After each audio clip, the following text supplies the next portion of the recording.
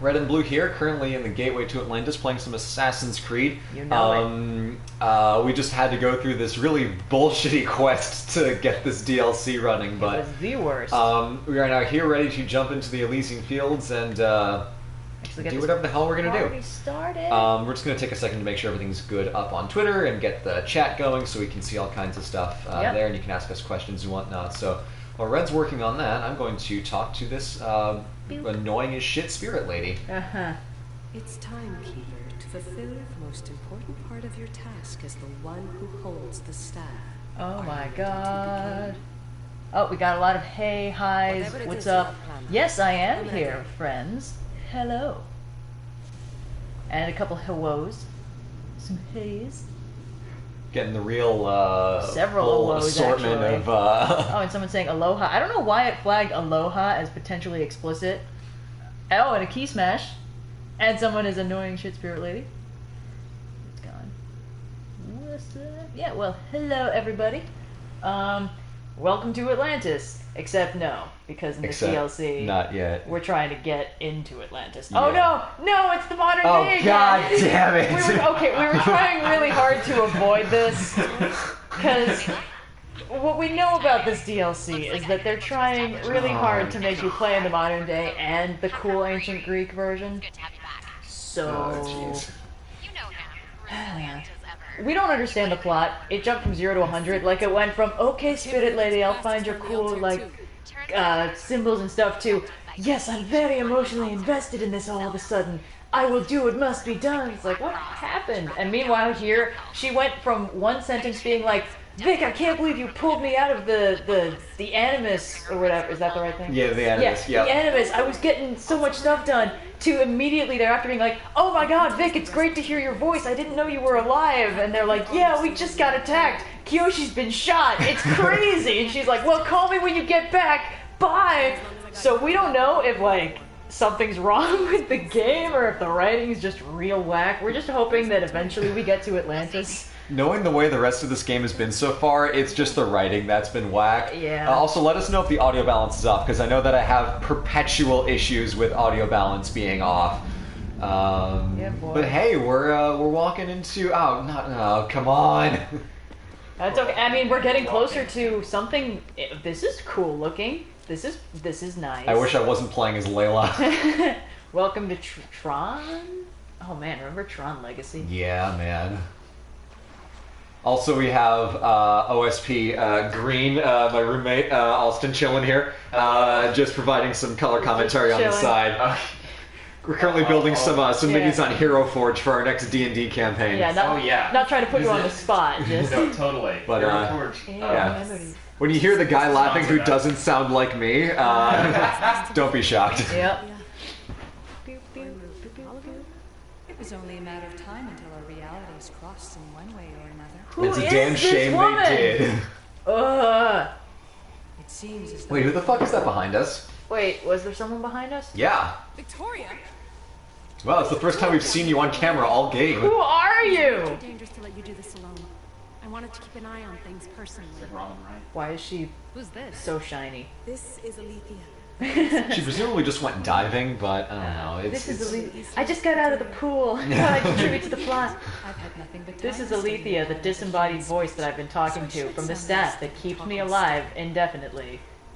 Alethea, the goddess of exposition. This is a very... Wait, yeah, she's supposed to be the goddess of childbirth. What the hell? I knew the name was familiar. She's a friend. Well, Alethea means truth. But the But name... is it really? Maybe- Okay. Wait, oh no, it's spelled differently. It's Alethea, not Alethea. Oh, yeah, that would do it. Okay. Of That's course you can. less confusing. I'm Still her stupid. And I need to be here to keep an eye on Layla's vitals. So I'm wondering if this is just somebody watched like Stargate Atlantis and we were like, we could put this in our game. Probably. You'll need to build Everyone a loves making Atlantis high tech with ancient precursors. I like her hat though. It's real stupid. You know, to this game's credit, this scene passed the Bechdel test. Oh yeah, Pretty it's well. all ladies talking about only other stuff. It's a shame that everything about this scene, other than that, is trash garbage. Yeah. I think it does technically count as not talking about men, even if it is nonsense. Yes, yeah. So you want Layla to go in there? I don't think so. Maybe there needs to be an additional parameter that's like also has to not be shit. I feel like this game fails the, like, you can see, like, the writers in the room, like, we let auto-generate text write the plot of our game challenge. I forced a learning algorithm to play all the Assassin's Creed games, and now wrote us a new Assassin's And then Creed spit game. out a bullshit modern-day plotline. Oh, God. Oh, she's Oh, less gosh. shiny. I feel so bad for the people who actually wrote this game, because, like, they tried, but, oh, man, like... Yeah. Give us back Cassandra. Oh, Oculus Rift. As ready as I'll ever be. It's like how in the new fucking Zelda game, like, the big mechanic is, oh my gosh, look, you have a gamepad. Oh shit, we got a super chat Oh, comment. damn. Hey, Joe Cat, super chat. Joe Cat, I love your videos. Austin, this is the guy who does the crap guide to D&D. You watch your stuff? You are amazing, dude. Oh my god. We watch you. We watch your stuff all the time. We watch your videos religiously, man. God. Holy shit. Yeah, Red, you Yeah, would love that's- Joe Cat. He does a crap guide to all of the different classes in D&D. Okay, everybody I've here, definitely go watch watched your Joe stuff. Cat. Oh my god. Holy shit. Joe Cat, really you into know. D&D. Yeah, Joe Cat, we love your stuff. We watched your crap guides. It's super funny. This And is you're a hilarious. big fucking deal. Holy This is shit. Endgame, eat your heart out. Oh, This is the this is crossover event of the century. Red, we've made it. Oh, that's how we know. Well, anyway, thanks so much for the super chat, dude. Holy shit. Oh, man. And the great seer will open. And we were doing something, right? A video game or something? Yeah, something less important. Oh god, that guy's counting in the chat again. I love when people just count. It's so dumb. It adds nothing. Amazing. Oh god. Holy, what did he ask us? Oh god, yeah, what was the hold on, I'll scroll back. I was just saying, sorry, I just need some love and appreciation your way. Well, thank you so much, Joe Cat. Big fan of you, what are you talking about? I'm wait, was that, chat's moving really fast. Nerding out right now. Oh, mutual, my friend. Oh boy. Wow, that was extreme. Yeah, wow, we are off to a roaring start. Find that strength in Elysium. Oh The boy. underworld awaits, keeper. Oh my god, what? Wait, didn't they just say this thing will keep you alive for centuries? Are you ready to go to the underworld? Not Wait, sure. oh, now Cassandra's confused about it too. Oh my god, wait. These portals are simulations. What year are we in? Wait. I thought we were... What? The portals are simulations? So That's Cassandra's so going bad. through an of her own. She's gonna like zorp into like... man. She's gonna zorp into Altair. Like, what is this mysterious experience? They're just inceptioning the layers of...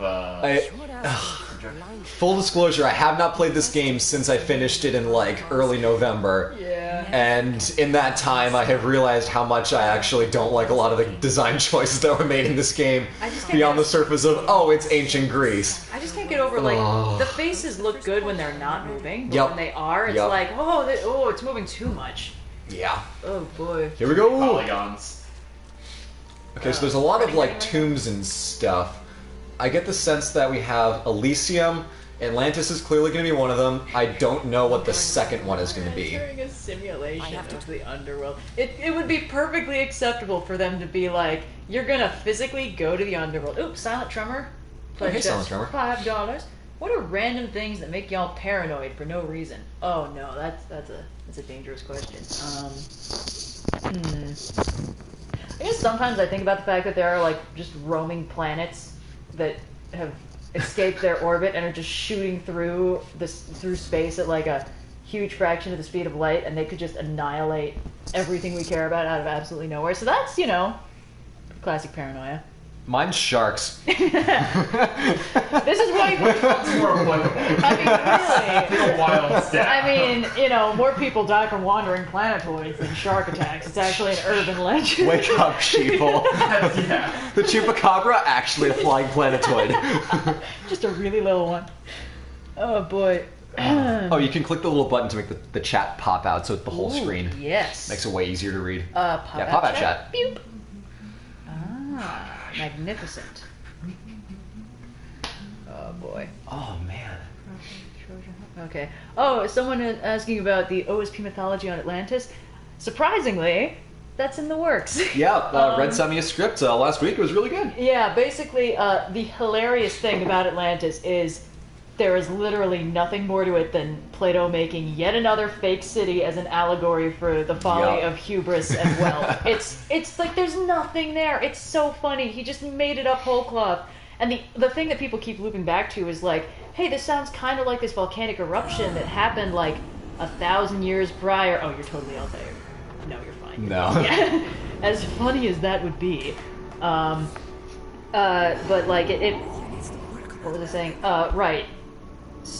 No, I forgot it. Atlantis. Yes, I mean, yes, Atlantis. Ooh, Karmasaurus Rex pledged $19.99 in honor of the nerdiest crossover ever. Here's money. Thank you very much. And Egg Cruncher pledged $10. Love the channel, guys. Blue, I've been marathoning your history videos, and it made me realize I want to go to college for history, which That's I am so now. cool. That's awesome. I'm glad you're doing something man. you like. That's really fun. Yeah, that's amazing. Is that Cerberus? Holy shit, that might be Cerberus. You got a doggo. Who is that? But that. Oh, you don't have a doggo. Is that Persephone? That's got to be Persephone.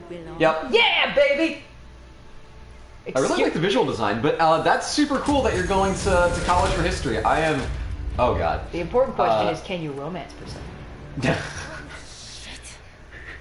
Oh no! If only I was completely immortal. Yeah, if only I was a god incarnate. I think I was talking about it. Right. Yeah, it was about the island of Thera and the volcanic eruption. So basically, the current island of Santorini used to be more island-shaped and less too island-shaped. Because what happened was it's on a volcano and it blew up sometime in like the between 1000 and 2000 BC. Shit. Wow. And the odds. This is hard. Oh yeah. Well, the odds are good that it actually blew up in like the 1600s BC because we have like records from China of what appears to have been a volcanic. What? Oh, geez. Holy! Oh, wow! That is wow. Cool. Flexible. Just strum a sweet lick on the guitar and just lay down with Jimi Hendrix. Yeah. So volcanic eruption, the entire island was destroyed. Large chunks of it sank into the sea and collapsed because that's what happens when a volcano that was an island erupts. And basically, when Plato, writing like 1,300 years later, was like, oh, and here's an island that was completely destroyed in one night, everyone would have been like, oh, just like Thera. So it was basically a sweet literary reference. Zenmata, cool name, gave us $5. What's the best way to take notes on historical books and remember the info in it and actually learn from it? Also, any more Divine episodes? Well, we're creeping up on 900,000 subscribers, so there will probably be another Divine Men. And for taking notes, honestly, yeah, I find the only way to do it is like as you're reading through it the first time, just anything that jumps out at you, you write it down. And this gives you like all the information you need to look at later. I don't know, that's the only way I've found that works. And it also helps to talk to somebody else about it, or just kind of talk about it out loud as though you're talking to somebody else, because then it helps you get your, like, thoughts on the subject straight. I don't know, there's a lot of different schools of thought, but my attention span is so bad that this is the only way that I've found that works. And Anna Redpath gives us £5. This is hard as shit. I can't believe you're dying so much in the underworld. Yeah. Anna Redpath, I love your videos. Hope you're both well. Yeah, we're doing good. Thank you. It's good. Oh, they're counting again. Yeah, the Sahara. Oh, yeah, okay, so somebody was like, oh, are we going to mention the Eye of the Sahara in relation to Atlantis? And the thing is, oh, okay. Laura Hardy gives us $5 New Zealand dollars. Thank you very much. And Dr. David Daniel Bradley gives us $19.99 with the label, here's some money for no reason. Thank you. That's very much. Generous. So the thing is, the Eye of the Sahara is one of many proposed real-life locations for Atlantis. Because it's basically a really weird, kind of circular formation in the Sahara. And that's all that anyone needs. That means it's a magic sunken city. But no, basically, the craziest thing about Atlantis is in Plato's dialogues, Timaeus and Critias, they just straight up say that Atlantis is located slightly west of the Strait of Gibraltar, and it's slightly bigger than, at the time, Libya and, something else. But basically, I did the math, and it's a little bigger than Texas. Oh, and Karmasaurus Rex gives us $9.99 and says, "Get good, son. Also, Reg, you're my favorite." Thanks, but I mean, that's fair. You're allowed to have favorites. He's in the room, man. Anyway, so the thing is, because there's actually nothing there, it's just ocean. Clearly, that's not where a real Atlantis is. But that means people have been trying to find the real Atlantis, or like proposed locations for it, for ages. And basically, anytime they find something new and weird, they're like, that's it, we found it, it's the real Atlantis. So imagine how crazy happy everyone was in like the late 1400s when when they sailed way into the Atlantic and they found this huge, beautiful, resource-rich landmass, and oops, it's America, you guys. So, yeah, sorry. We can keep looking, but we are unlikely to find amazing ancient lost civilizations. And there's nothing in the eye of the Sahara. It's just a really weird natural formation. And those happen. I mean, we live on a weird planet, you guys. Oh, man. But if you want a really cool, actual sunken civilization, look up Doggerland.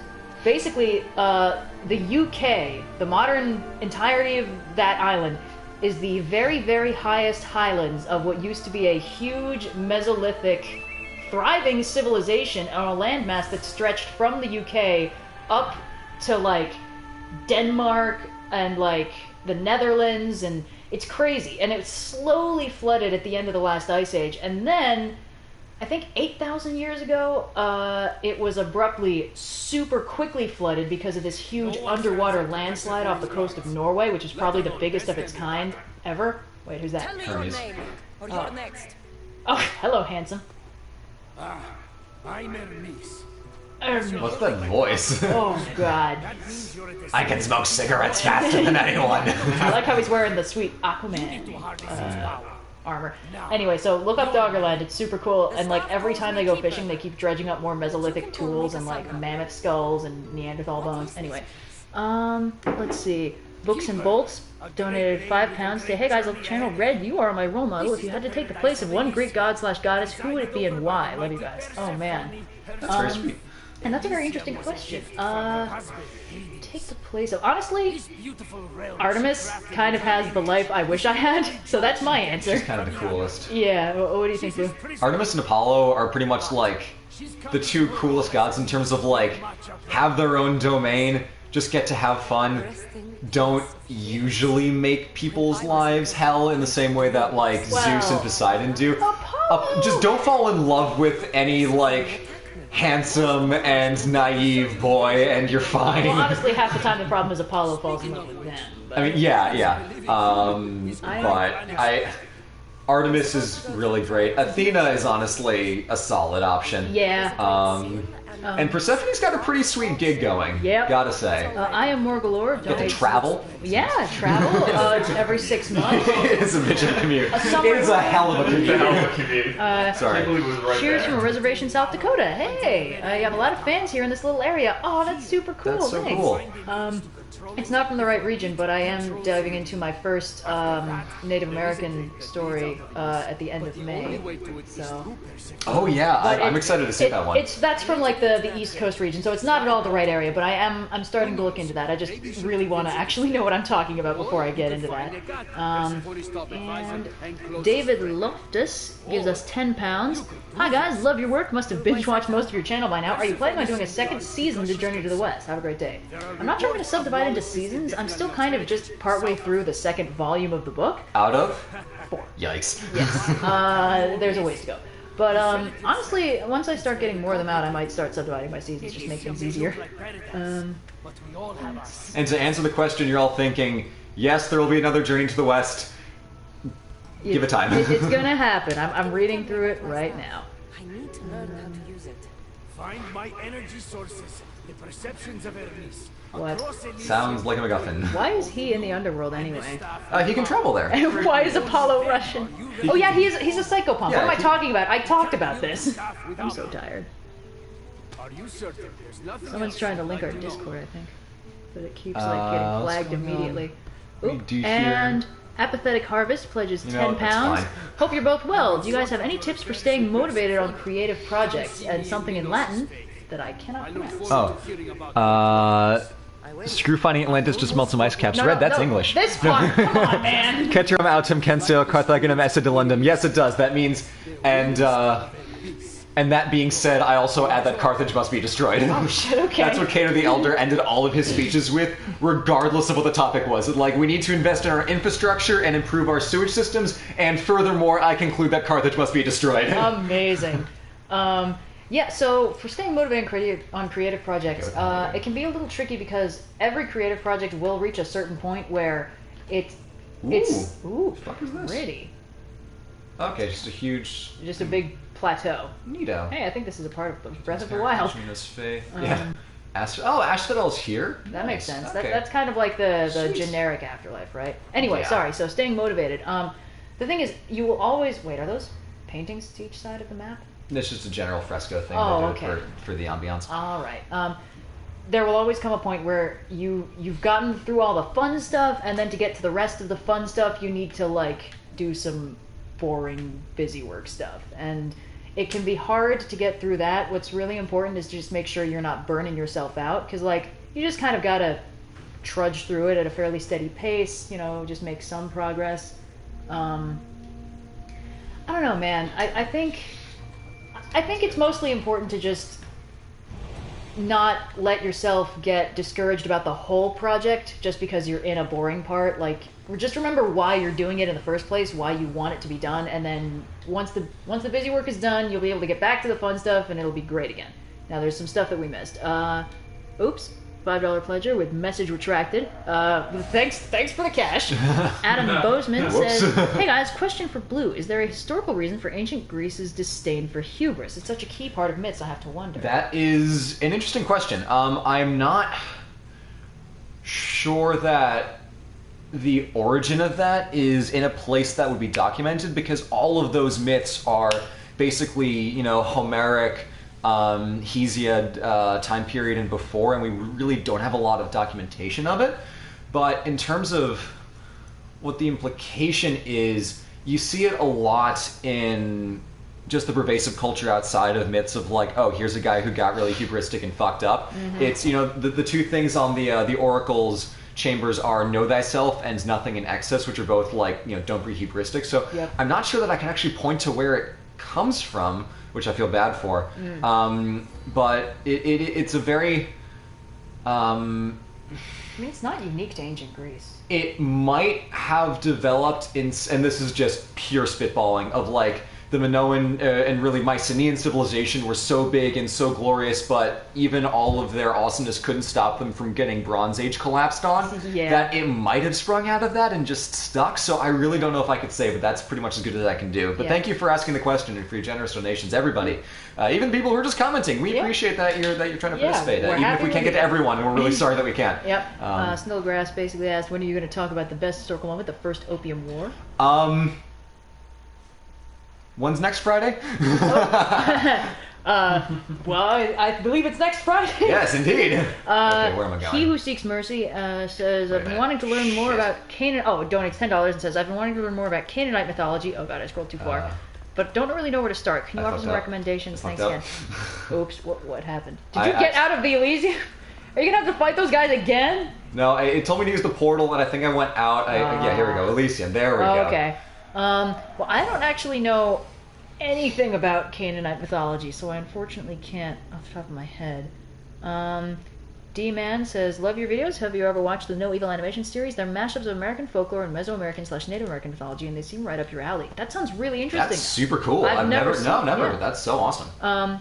Ash Opal donates $6 and says, drawing my friend's Greek-inspired D&D character while I listen to y'all play, and just realized how fitting that is, lol. Thanks for your awesome stuff. Awesome. That is awesome. Speaking of Greek-inspired D&D characters. Exactly. I think I've talked about this before, but... who's Paladin Alcibiades. Yes, who is the... love him.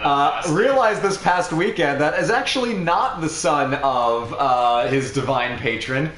Turns out, just an orphan. Just a regular jackass orphan. Pretty great scene, though. It was amazing. My character died. I'm not going to spend too much time, but my character died and was revivified. But since I had been killed with Finger of Death, I was brought back as a zombie, and I had to basically roleplay out my soul wanting to return to its body. Yep. So I communed with my patron, and he was like, yeah, I don't know where you got this idea from. Like, you're just a dude. Like, I'm flattered, but not your dad. Sorry. Oh. So I woke up and then, kept wrecking shop in the fight. We ended up stopping a dragon from being summoned, but eventually I'm like, yeah, so I guess maybe I should stop defining myself by my relation to others and the expectations that other people put on me. Maybe we're all just like individual people who need to self-actualize. So I had a really just like insane Wings of Hermes teleporter. Where the fuck is this thing? Anyway, 105 meters ahead of you, I guess. Oh, And Cosmic Astronomist says, thanks for all the advice and all the tips and research. No problem. Oh, yeah, Odyssey campaign. Yeah, I don't know who keeps linking the Discord invite link, but it keeps getting flagged as spam because you're generally not supposed to put links in the chat. But I've been approving the comments, so they should be visible. Excuse me, Persephone. I'm just gonna. Oh my God! Climb up here. At least Somebody it's tell not, Hades. At least it's not a Zeus dong. Oh God. Let's see. Excuse me, miss. You're not my dad. Not my dad. Boogie woogie woogie. What's that from? Somebody just put. Well, originally it was a Vine. You are my dad. You're my dad. God, I'm having Ooh, somebody asked me about a video about the Oracle of Delphi, maybe. That's actually probably worth looking into, because it's such an interesting figure who shows up in so many different, like, stories that I think it could definitely warrant exploring. Okay, cool. So that's... Yeet! Flat.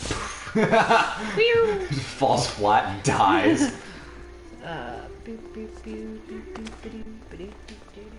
What is happening? Aren't there supposed to be, like, dead people here? Where's my horse? What? How did he get here? Mummy horse. Oh, right, it's a simulation. My bad. Can't believe they're not even putting you in the real underworld. I've made a very convincing simulation of the Roman Greek underworld. Oh, we're gonna have a super chat. Oh, yep, sorry. David Bethia gave us $5. Accidentally retracted. I love you guys. I use your videos to teach my high school CW. Keep up the amazing content. Oh, man. Thanks, man. That's high praise. Yeah, dang.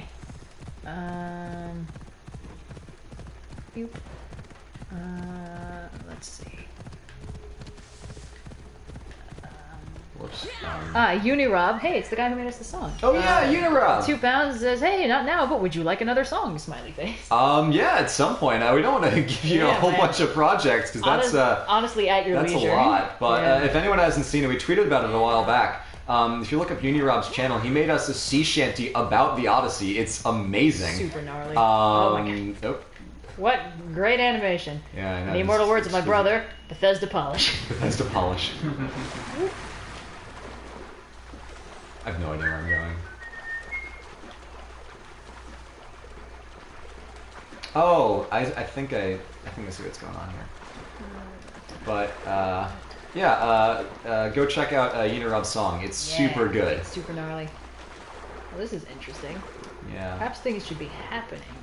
I mean, things were happening all over the place before. Things were happening all over my dead corpse. Things were happening fast enough that it was impossible to tell what was supposed to be happening. Wait, didn't you have a friend or something? Oh, wait, but you're... Destroy Marble Maiden tributes to decrease Persephone's control. Am I trying to overthrow Persephone? Oh, my God. Whoops. I think we might have been talking over that part where they explain what we're doing here. Oh, yeah, you do have to get rid of Persephone or something. Wow. Are you serious? You know, sometimes they make it so like, oh, Hades has been imprisoned and someone else is in control of the underworld. Bold move to make that Persephone. Why is it bleeding? It's a statue. Oop. Oren Levi, $5. There we go. Love your videos. I'm a science person. You help me tolerate history and lit. What are your thoughts on Hades from Supergiant Studios? Oh, it's you know the game oh gosh, it was Bastion and then a game called Transistor. They're a really great game developer that just made a game called Hades like a couple weeks ago or a couple months ago. It's pretty neat. Oh, I have no idea. It's a roguelike. Do you know what unit of money a DKK is? Donkey Kong Danish Kingdom? Krona. Oh, cool. Well, Oscar Hansen gives us 50 Donkey Kong Kingdoms. What's your opinion on ancient architecture? Maybe it would be worth it to do a video on a variety of different buildings in the future. I agree. And also a really good excuse to travel cool places. Oh, absolutely. Hell yeah. Yeah, no, totally. If that's something people will be down for. Ancient architecture is super sick. I try to talk about ancient architecture in sort of a passing capacity when I'm doing other videos on it. But I haven't had a super in-depth. Yeah. Sorry, lady. A super in-depth dive, so definitely down to do more. Yeah, I don't know a whole lot about like the actual terminology people use to describe architecture, so it would probably be like, look at the pretty building! I could climb that wall! Pretty much. Let's see. Sorrow Dusk, cool name, gives us 20 Donkey Kong countries. What if Hades was your dad? What would you do? Well, I'd have to explain that to my actual dad. He's a pretty cool dude, so I don't know how I'd feel about it, but it might be a little awkward. Bronx Childers Chambers gives us $2 and says, love you guys' voices. Thank you very much. Tyler Preston, $5, says, hey you two, a few questions. 1, hear about Pro Jared. 2, why is Celtic myth isn't explored in fiction? 3, ever heard of YouTuber Creepy Little Book? Okay, in ascending order of complexity. Number 3, I have not heard of that YouTuber. Nor have I. Number 2, Celtic myth isn't explored because we actually have almost no, like, reliable sources on it, because by the time it started getting written down, it had already been so Christianized that all of the gods were being treated as, like, old dead kings and fairies and spirits and stuff, and so we don't really have the mythology exactly, because it was already so twisted up, and we don't really have that many sources on it. Did I just... Okay, yeah. Wow, okay. Cool. And number 1, yes, I did hear about Pro Jared. That was an interesting night on Twitter, and I explained it to Blue, and his first reaction was, who's that? So yeah, I do not know a lot of famous YouTubers that I guess I'm supposed to know. I mean, the thing is, like, neither of us really watch that many... Yeah? Neither of us really watch that many gaming YouTubers. I only knew about Pro Jared because my brother watches a lot more gaming YouTubers than I do, and he sometimes... I think maybe he'd been on Game Grumps, and they jokingly called him and the Completionist together Pro Gerard the Finishist, so I was like, oh, Pro Jared, that sounds familiar in a mocking sort of way. And then I had to look him up, and I was like, oh, I've seen this guy, but I didn't really know anything about him, and then I learned way too much about him. Although I've managed to avoid seeing his dick pics, which is... good. Yeah, and great. Val Royo gives us $4.99 and says, sup homies, would you guys consider doing Native American mythology, history, and or literature? What about Japanese? GTW, red as a babe. Thank you, I think.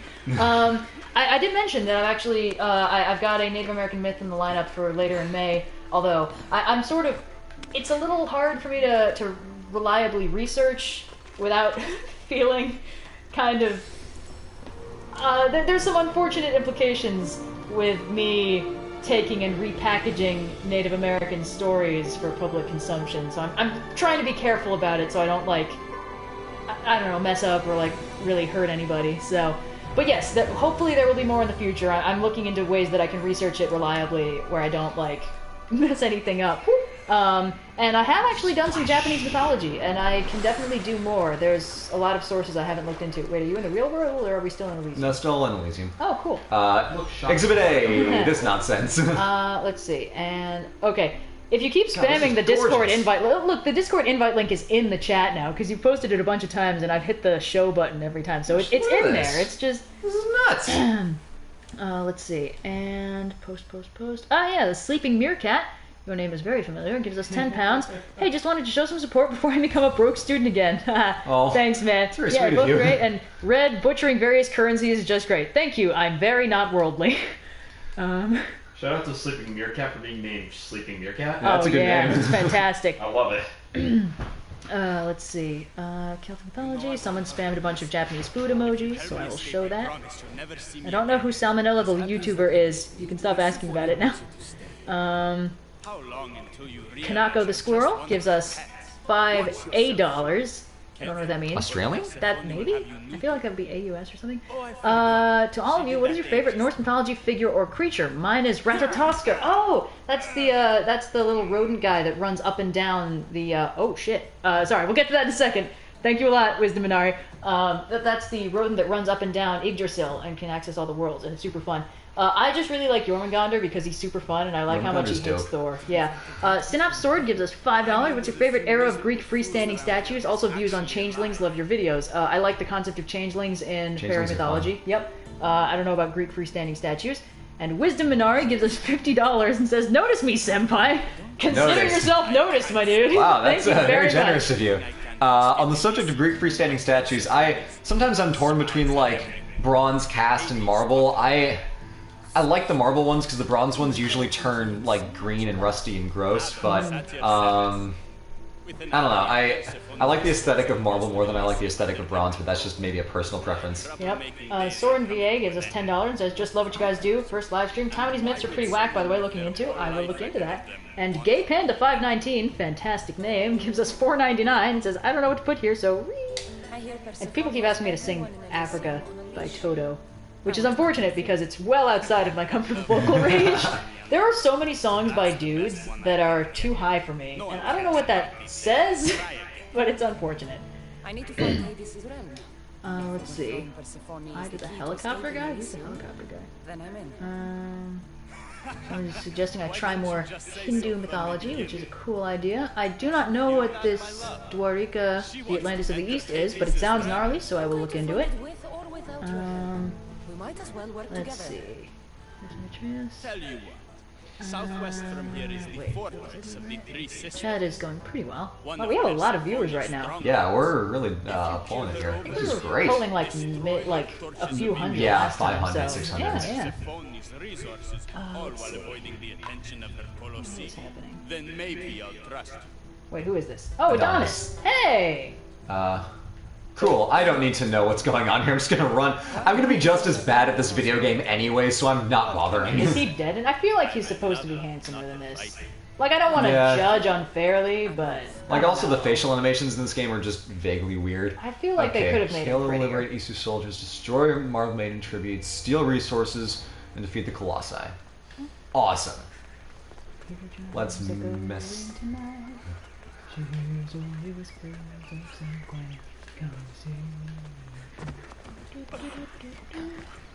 I love the Africa meme mashups. Yeah. I like the GameCube one. Yes! That one's great. Any more fun questions? I know we've probably just had like a non-stop stream of super chat donations for the past hour. Yeah, there's actually... That slowed down a lot. Let's see. People... For some reason, people are talking about Naruto and Persephone. I mean, I understand why Persephone. Slavs and Wukong. Person popping in saying can't stay for too long because I have a Latin exam tomorrow, but just wanted to say Good hi luck. because you guys are amazing. Yeah, good luck, man. Thanks. Okay. Cripple Persephone's control. And someone's asking who would win in a fight between Cassandra and Alexios and Kratos and Atreus. I'm sorry, man. Kratos. Oh yeah, no, wins. that's Kratos. Like, I mean, wait, is this before or after Cassandra becomes immortal because she has the stick thing? I think. This has to be before. Yeah, if it happens before that, we're fine. Otherwise, I mean, we know gods can die in the God of War universe, but Cassandra's just immortal, so I think. Okay, Yeah. so I'm gonna liberate this one.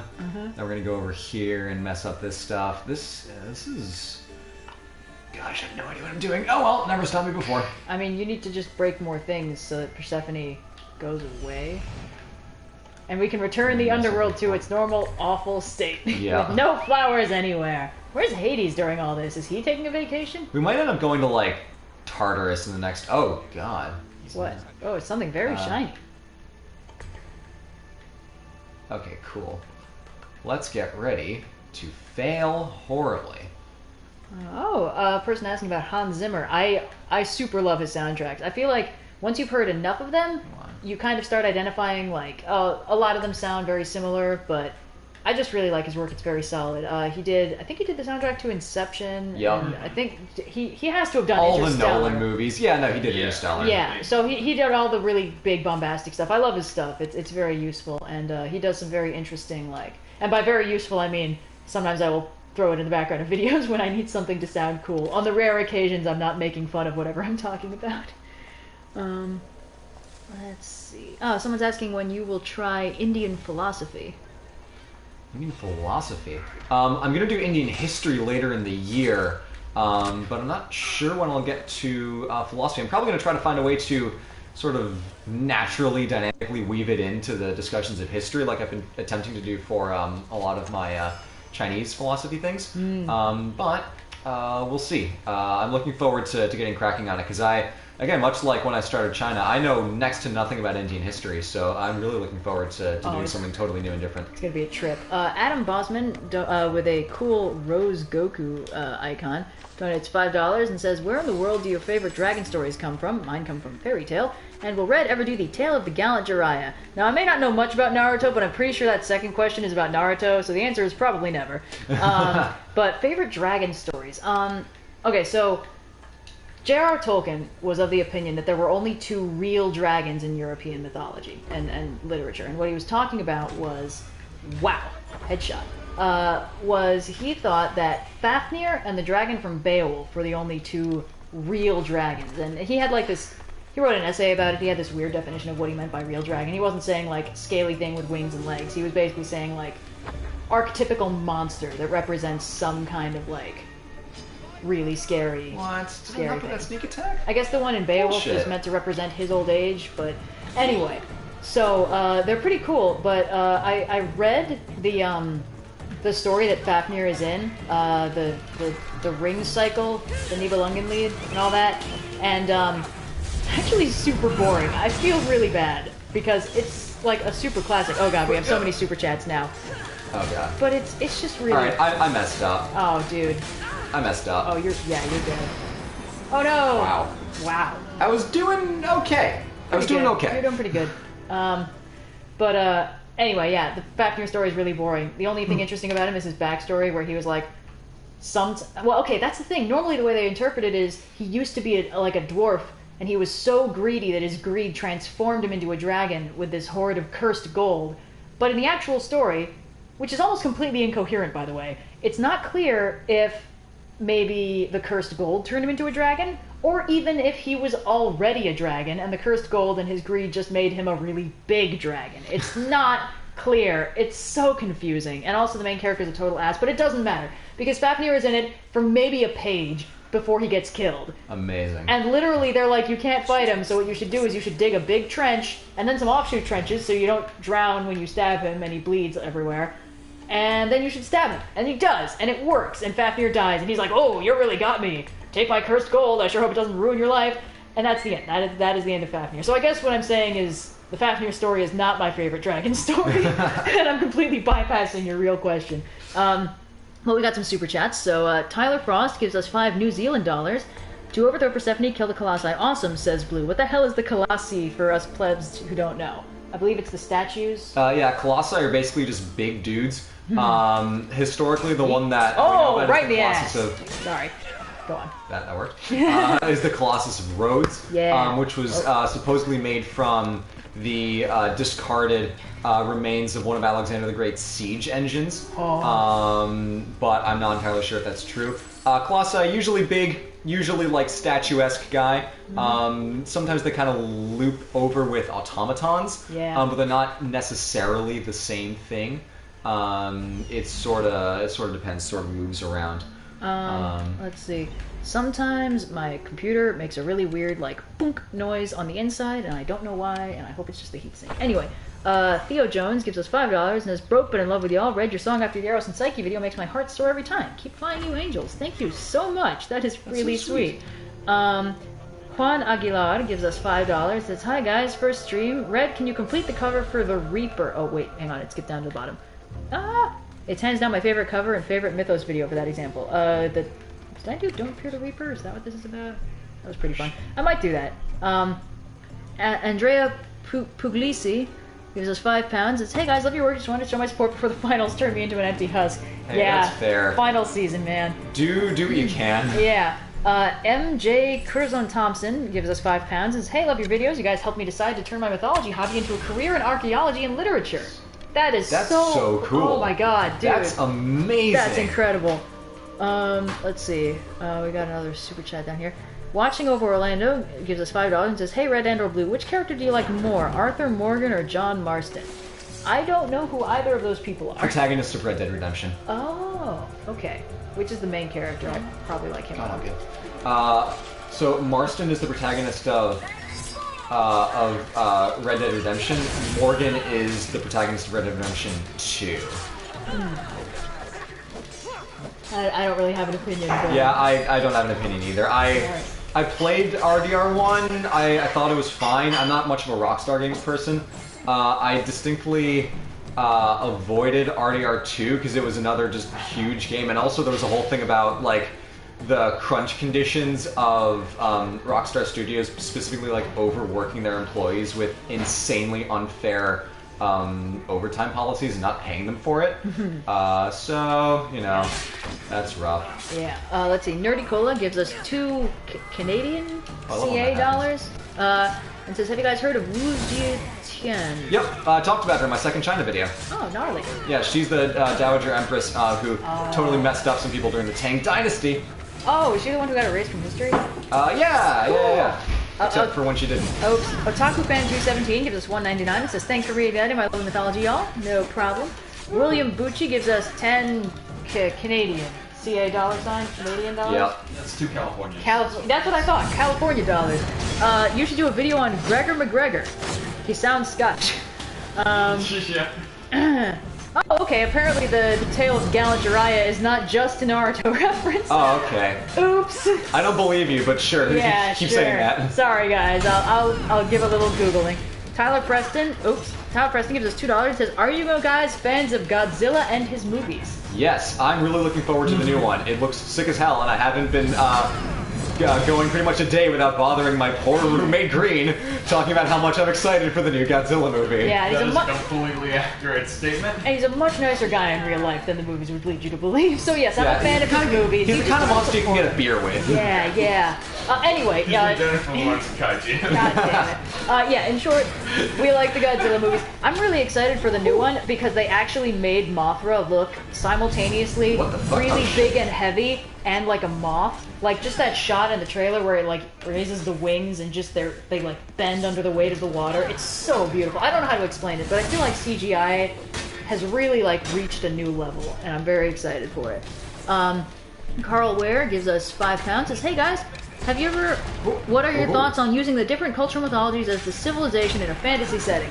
I mean, that's usually what people do when they're writing fantasy and they don't really want to get super creative. So it's a thing that people do, but I prefer to just world build from the ground up because it gives you a lot more options. Let's see. Anyone I missed? Wait, hold on. Oh yeah, Saxon Reed gives us 5 Canadian dollars, and I like your Blue Lantern Corps logo. So hey, really love your videos. I find them all super interesting. And I just want to say that my favorite is the H.P. Lovecraft Halloween one. Thanks, man. Classic. This is a controversial opinion you hold, but thanks. Lovecraft video good. I'm glad, man. I think I rewatched it recently, and I was like, oh, cool, this actually holds up. But I'm not just yelling the whole time. Bro F gives us 200 rubles? R-U-B. Okay. Might be Russian. Maybe. Yeah. Says, just wondering, do you know anything about Slavic mythology? Because I'm a Slav myself and can't actually find that much. Thanks for making my daily subway rides fun and interesting. Love ya. No problem. Man, the data cost for watching your videos in the subway. Oh my god, I can't even imagine. Maybe the train has Wi-Fi in... You know what? Areas. Maybe. If the Moscow or the St. Petersburg train has... I'm just assuming those are the 2 Russian cities I know. That would be so cool. Well, I actually don't know all that much about Slavic mythology. I would like to look into it, though. There's so many mythologies. Chemosaurus Rex gives us $1.99 and says, I'm the father of lies, he's not even wearing pants. That is one of my favorite bits of dialogue I've ever written. And Leon Haslam gives us £2 and says, hey, what's your favorite ability in Odyssey? I believe this is a you question. I really like the one where you kind of zip between people, stabbing them in the face. I need my fire to do this. Hold on, give me a second. No, I need the fire. I show it off, but the Shadow Blade one where you just like zip to someone, stab them, and you can zip to another person. I think it's super creative and a good use of the divine powers to not just like kill better, but to actually open up gameplay opportunities where you can sort of use it as a traversal thing. And I think in some of my earlier streams, I'm like, the Shadow Blade is not an assassination mechanic, it's a fast travel system where you travel from corpse to corpse. Oh man, I don't remember which edition of D&D this was true in, but theoretically, if you had an infinite chain of kobolds, you could travel as far as you wanted in a single round if you were a fighter with the Great Cleave ability. Oh my gosh. Because you cleave the first kobold, and then Great Cleave lets you do an attack of opportunity on the next kobold 5 feet away. That's hilarious. And then it gives you, if you kill it in one hit, because it's a kobold, so you can just Great Cleave your way an indefinite distance in a single round. Wow. Andrew, beautiful. I know, it's amazing. Fighters, man. Would have been useful in our last. Oh hey, would have been useful in our last fight. Are just people. Yeah. Oh boy.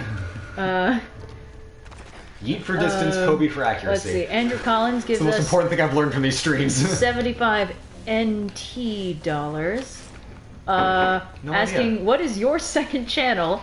Love Pope Fights. Didn't know you had live streams. Finally, I can give dono. From Taiwan, 30 NT equals 1 USD. Oh, thanks. Oh, wow. There are a third Thank person you. there. There is a third person. This is Blue's roommate. Oh, Green. hi.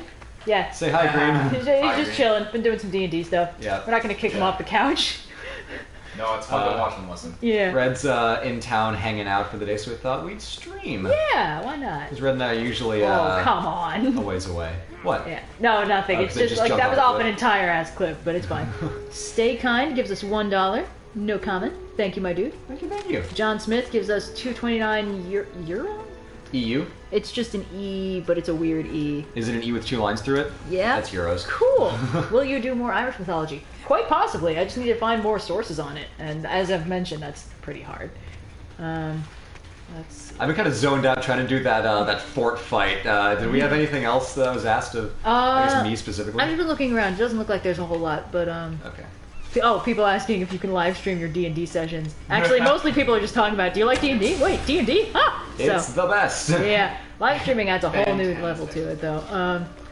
Let's Yes, get the we do. outline of coffee table. Yeah, there's a lot of things that are, hey buddy, that are reasons that streaming maybe not Yeah. the best course of action. Live streaming D&D would be a problem for me specifically because I spend most D&D games like doodling or getting up and getting snacks or like making snacks from scratch. I can't do one thing for too long, my guys. It's a problem. That's actually one thing that we learned the hard way about D&D is that it's super important to build in breaks into your sessions. Yeah. Because if you don't, like, oh boy, someone's going to get tired. And it's usually going to be, breaks, the DM who just, like, needs to stretch their legs and think about what comes next for 2 seconds before actually having to go on their feet. Because being a DM is tough, and our DM does an amazing job all the time. Yeah, good luck, Blue. Yeah, seriously. Colin King and John Major both gave us $1 with no comment. Thank you very much. Let's see. Someone's asking you what your favorite mythical creature from Greek mythology is. Chimera, hands down. It's so cool. Yeah, boy. It's the one. It's a mix of like the most kind of, I don't want to say quotidian because that's a pretentious word, but it's like, why am I just throwing this? Oh yeah, I guess. It's a very just like, you could see it in nature and it wouldn't be too crazy. It's not like the Manticore where it's like, oh, it's just a flying bat, shark, lion, scorpion. The Chimera is just like, yeah, it's a lion with some goat horns, maybe a face of a goat if you're being, completionist about it, and then a snake tail. That's just like a cool thing. Like, it feels like it's not too far to the realm of possibility, so it doesn't seem so fantastical. So I like it. It's a nice kind of blend of realism and the fantastic. Yep. Imagine Existence gives us 99 cents. William Bucci gives who asked to be called Gold in this comment, says, who's that in the background? As we've mentioned, this is Blue's roommate. We call him Green, and he's very nice. Oh, and Chu gives us $5 Canadian to ask, have you played any other RPG systems besides D&D, Shadowrun, Exalted, Call of Cthulhu, etc.? I actually have.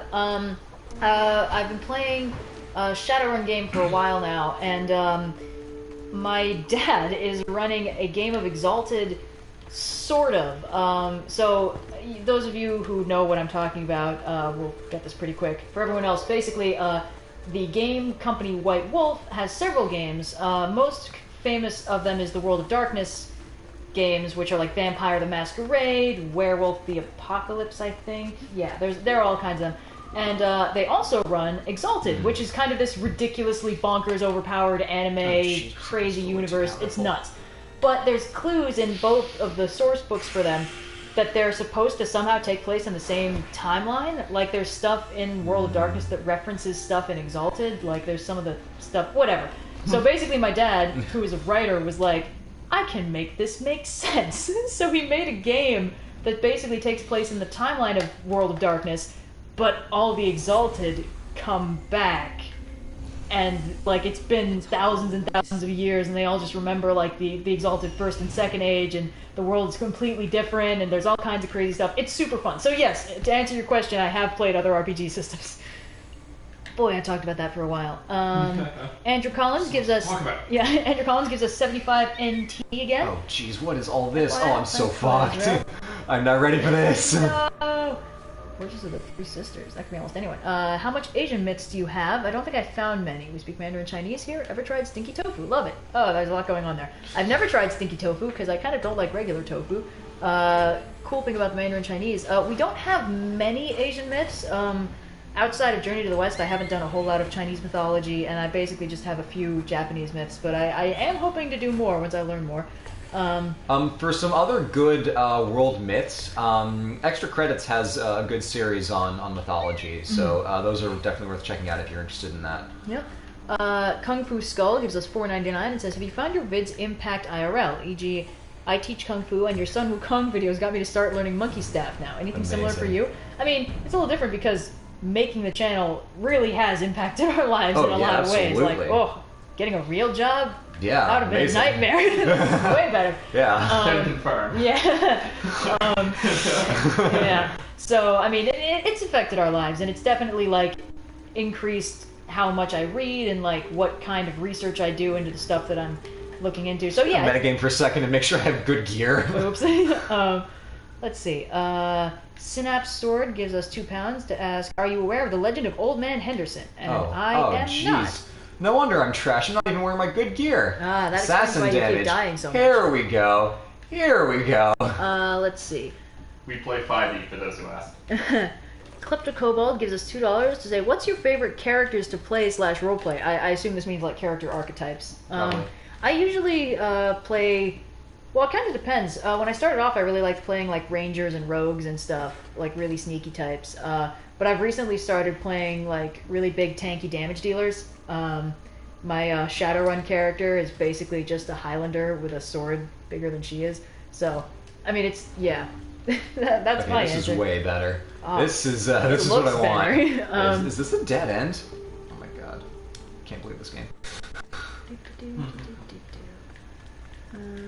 Oh, yo, that's so cool! Oh gosh, good game design.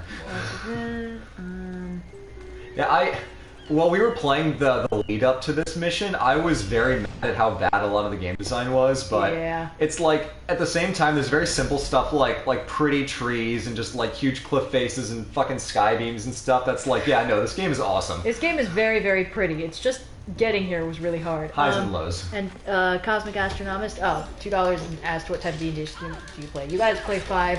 I played 3.5, and I actually really like how bonkers enormous 3.5 is. Like, there's so many source books, like piles and piles of them. All kinds of expansions, weird prestige classes, so many playable races. I really like the freedom of character creation that affords you when you're playing. But I gotta say, like, 5e is definitely much more streamlined. Oh yeah, like, so much, yeah. You don't need a full library to play. Yeah, $20 for the starter set, and you basically got it. But it is pretty fun to be like, oh, I found this new book, because like every additional book in 3.5 would come with like new prestige classes that could make some of the classes much more interesting to play. There's all kinds of cool stuff. So I really do think that 3.5 is a lot of fun, but if you're just trying to get into the game, 5 is probably better. It's the difference between driving stick and driving manual. Like, if you can drive stick, like, of course, like, it's a more in-depth experience that allows you to do more and have more control, but like, if you're just trying to get some friends together, like, the barriers to entry are so low. Yep. With, okay, hold on. Whereas with D&D 3.5, it's like, here's 3 feet of stacked books. Get to read! Yeah. Woo! Yo, Captain America, that bitch. Yeah. David Bueller gives us €2. Thanks for your amazing videos. Greetings from Jer. Oh, that's so satisfying. Oh, what happened? Oh, did they fall? I just kicked a guy off a cliff. Nice. Hold on. Oh, God. Oh, there's so much stuff. Hold on. Why did I miss so many super chats? Wait, did I miss super chats? I must have. There's like a... To be fair, there are way more super chats than we usually deal with right now, which is great. Wait, that might not be a new... Oh, no, that's not a new super chat. That's the old super chat. Never mind. I was looking for... Sorry, never mind. Tour Guides Guy gives us $2 Canadian and asks, when did you know your channel was taking off? I can actually pinpoint this almost down to the month. It was our 3rd year of college. And so YouTube gives us like analytics, which show us, view counts, watch time, engagement, stuff like that. And it would be pretty consistent, like kind of some steady growth. And in like April, it was near the end of the year because my dinosaur science class was wrapping up. That class was great. It was so fun, and I was trying to get ready for like, we're gonna go dig up a dinosaur field trip, and then suddenly I was like prioritizing, hey, hang on, like the views are going up and they're not stopping. I think it wasn't like we had one video that went viral or anything, but like we had a video. It was Eros and Psyche, but also yes. Well, the thing is, Eros and Psyche didn't go viral. Eros and Psyche has like steadily climbed in views. It hit like 3 million a few months ago. I don't know how or why. It didn't go viral any one place or time. People are just still watching it. But yeah, like our views just kind of went up, and then they kept going up, and then they sort of started dropping, but they plateaued down to about half. Like twice as high as they'd been before. So like we get view spikes every Friday when we upload, and then it tends to peter off for the next few days, and then it plateaus, and then it spikes again the next Friday. So it plateaued to a level that was about twice as high as it had been before. We were like, that's pretty cool. And then it did it again, and plateaued again. After that, our growth has been pretty steady, like on the order of about 1,000 subscribers a day. And sometimes it goes up and sometimes it goes down. Like there was a bit of a dry spell late April where we were maybe getting like a few hundred subscribers a day, but it's Spring really is usually like that. Everyone has projects and classes and assignments and stuff. Yeah, people are going on vacation. There's all kinds of so we've noticed that that's a pattern. But basically, that's kind of when we knew that like, wow, this is getting like really sustainable. This is just kind of continuing. So so it was our 3rd year of college, and we are now 1 year out of college. Yeah. So it's been a couple of years since it really started getting big. It's been a hot minute, but yeah, it's great. And for me, it was that summer. I spent the summer working on a project where I was just doing videos for research at school. And it was like, this is me doing this full time. This actually makes a lot of sense. Like I can see how this would continue to work. Oh God, sorry. And let's see. Hey, buddy. Juan Aguilar gives us $2. Say, any chance for more Aztec myths? Yes, I just need to find them and codify them. I've been wanting to do something about that goddess of chocolate, but I can't find any myths about her, just that she exists. So I'll look into it. Sad. Let's see. Someone keeps putting all these emojis of food. I'm gonna be hungry. Hold on. Okay, we got a few super chats I'm gonna get through. Hold on. Is that the last one? Yeah. Freelis gives us €5 and says, have you played Hades, the new Supergiant game? If so, what did you think about the deities? I love the portrayal of deities in that. I haven't. I don't actually know what that is. We were talking about it earlier. It's the new game from the people who made Transistor and Bastion. Ooh, right. Haven't played it. I'm sure I will eventually. There are a lot of games on my list of things to play, a lot of shows on my list of shows to watch, a lot of movies on my list, movies and books, and a lot of things. But I've heard it, and I'm glad it exists. Yeah. Phantom07 17, gives us $5 and says, thanks for the help passing time at my quote-unquote real job. County jails get damn boring at night unless you're working booking. Hooray for day shift now. Okay. That's pretty cool. that's metal as fuck. Yeah, wow, dude. William Bucci gives us 20 Canadian dollars. If I was Paris, Paris would have taken Athena's offer and declared war on Sparta and tell my troops not to kill Helen, and then declare war on Athens, and boom, ruler of Greece, and I have the most beautiful wife in the world. I mean... Fun fact about that. Yeah, I mean, people... Yeah, let's not talk too much about that. Let's not. Thanks for your donation. But, alternate takes on how the Trojan War could have gone if Paris had been, like, a little less idiot. They exist, and they're interesting. Nathan Contreras gives us $2 and says, I've watched for a while and want to show support. Smiley face sweat drop emoji. Well, thank you for your support. Andrea Puglisi gives us £5 and says, what is the D&D character you had the most fun playing? Okay, well, I was actually describing this to you guys earlier. The first D&D game I played, it was 3.5, where, you can template all kinds of characters together, and I played, you can template basically any were creature you want by using the animal stats. So I put together a were-panther, and I played her as a rogue. And, she had really good stats because being a were-creature boosts your stats like crazy. And then, when I got high enough level, I prestige classed into playing a Shadow Dancer, which was a prestige class off of rogue. And Shadow Dancers gain an ability at a very low level where they can teleport through shadows. And when they hop out of a shadow, they automatically get a sneak attack. And at high enough levels, rogues are doing, 76 sneak attack damage on top of everything else. I basically turned into Nightcrawler. I was just teleporting around the field, stabbing people for like 30 extra hit points of damage. That character was bonkers. I loved her. She was super broken. Andrew Collins gives us 75 NT dollars. I love your bits better. Hope you do more Asian myth / history. If you ever need help with names, I can always help. Stories, 3 Kingdoms, TWs, 228 days. Thanks, man. Good idea. Oops. Oh god. Oh, there's so much stuff. Francis Lafontaine E gives us 100 Canadian dollars. Y'all are great. Big props for making history, mythology, and literature into enjoyable, bite-sized bits of entertainment. No problem, man. Thanks for the donation. And thank you all for such generous donations to this. Yeah, this is amazing. This is you guys don't have to do this. It's very kind of you. You don't need to do this. This stream is bonkers. Sniddlegrass, your name makes me uncomfortable. I'm dead. Oh no. Fuck. I pressed the wrong button. I meant to heal and I wasted it. Nice shin. Sniddlegrass, your name makes me uncomfortable. Gives us $5. Say, are either of you interested in art house cinema like Andrei Tarkovsky, Ingmar Bergman, and Yasujiro Ozu? I don't know who any of those people are. Not a clue. So I think the answer is no, but thanks for the question and the donation. Caleb Polanski gives us $5, and there is no comment. So, thanks. Oh, you got a lot of F's in chat. Oh, yeah. No, that's fair. Here's the thing. Now that I'm actually playing with my assassin build and not the hunter build, which is the worst build in the game, I think I'm okay. Oh, god damn it. Oh. Thoughts on the fustercluck that is Kingdom Hearts? I hate it.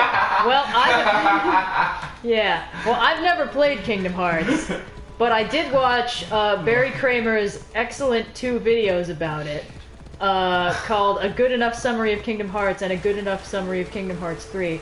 For those of you who don't know, Barry used to be the editor for the Game Grumps, and then he went off to do his own thing, and he's having a huge amount of fun. And those 2 videos are the funniest things I've ever seen. And they are basically, he's never played the games either. I mean, he played the first one or something, but he got a friend of his to just tell him what happens over like a 7-hour stream where he was doing other stuff, and then he took notes and recapped it and animated it, and I still don't know anything about the plot. I've seen so many people describe the plot of Kingdom Hearts and Kingdom Hearts 3, and I don't know how much of it is just them making shit up to confuse me personally. Brian David Gilbert from Polygon has a hilarious, beat Yellowstone, has a hilarious video where he tries to explain, like, comparing it to the hero's journey, what the hell the plot of Kingdom Hearts is.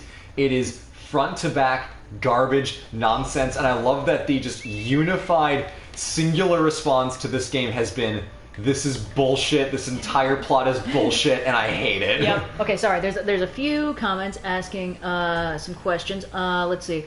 Oh, Mike's gives us $2 and says he read Philosophical Fridays and is asking if I am your... Yeah, he's asking if I'm your girlfriend in the book. No. No, that's... Cyan is Cyan. That's... Yeah. She's not Red. Yeah. I would have called Red Red if I meant Red. Red and I are not dating. Please stop asking. Tyga... Yeah. Suspicious. Confirm it's Cyan. Yeah. Tyga Walker gives us 5 Canadian to say the god of chocolate is Ix Cacao. Huge fan of the show. Yes, thank you. I was having trouble remembering the name, but... And Aristotle Stout wasn't a super chat, but asked, Red, have you ever thought of doing commissions for your art? It's really good. I have, and I actually usually do take commissions if people email me about it, but right now I have my commissions closed because I'm, like, traveling, and I've been working on this other art project that's been eating 110% of my concentration. So I'll basically tweet about it when they're open, and I might, like, make a set number of commission slots so I don't get swamped and die, but yes, so yes, I do usually do that. And a couple of people have been asking about our opinions on Rick Riordan. I like him. I'm glad he does it. Kai Sell also says I would die for that Polygon twink Biuchi. Yes, Brian David Gilbert is amazing. And everyone's just yelling about Kingdom Hearts now. And Brian David Gilbert. He's the best. Yep. Oh, and for those of you who missed it, I said that the A Good Enough Summary of Kingdom Hearts is the name of the video, and it's by Barry Kramer, and he also did A Good Enough Summary of Kingdom Hearts 3. Video Game Donkey also has a funny video on Kingdom Hearts. Yep. I think Cosmonaut Variety Hour did think about it too. He might have. Yeah. Cosmonaut Variety Hour, also great. Yeah, he's super fun. He's fantastic. I like how he has very strong opinions on things, and I agree with about 80% of them. Yes. He has extremely hot takes, but somehow they're all correct. Oh, and Books and Bolts gives us £5. It says, you say we don't have to do this, but anyways, Greek videos have just increased my love for the mythos, and I'm now writing a book about it. Man, all That's these so really cool professional people. This is like the best comments we get are either like, I am of blank heritage, and it was super cool seeing my history and mythology represented, and the, you've inspired me to go do blank. Like, those are the best comments we get in our lives. Like, all the hard work is worth it when we get those comments, so thank you for saying that. Yep. Thank you for doing that. Yeah. Joshua Gahan says, $5 and says, here, I feel bad not being your patron anymore since I shut my account down. Please consider opening a PayPal. Keep doing what you do. Love this channel.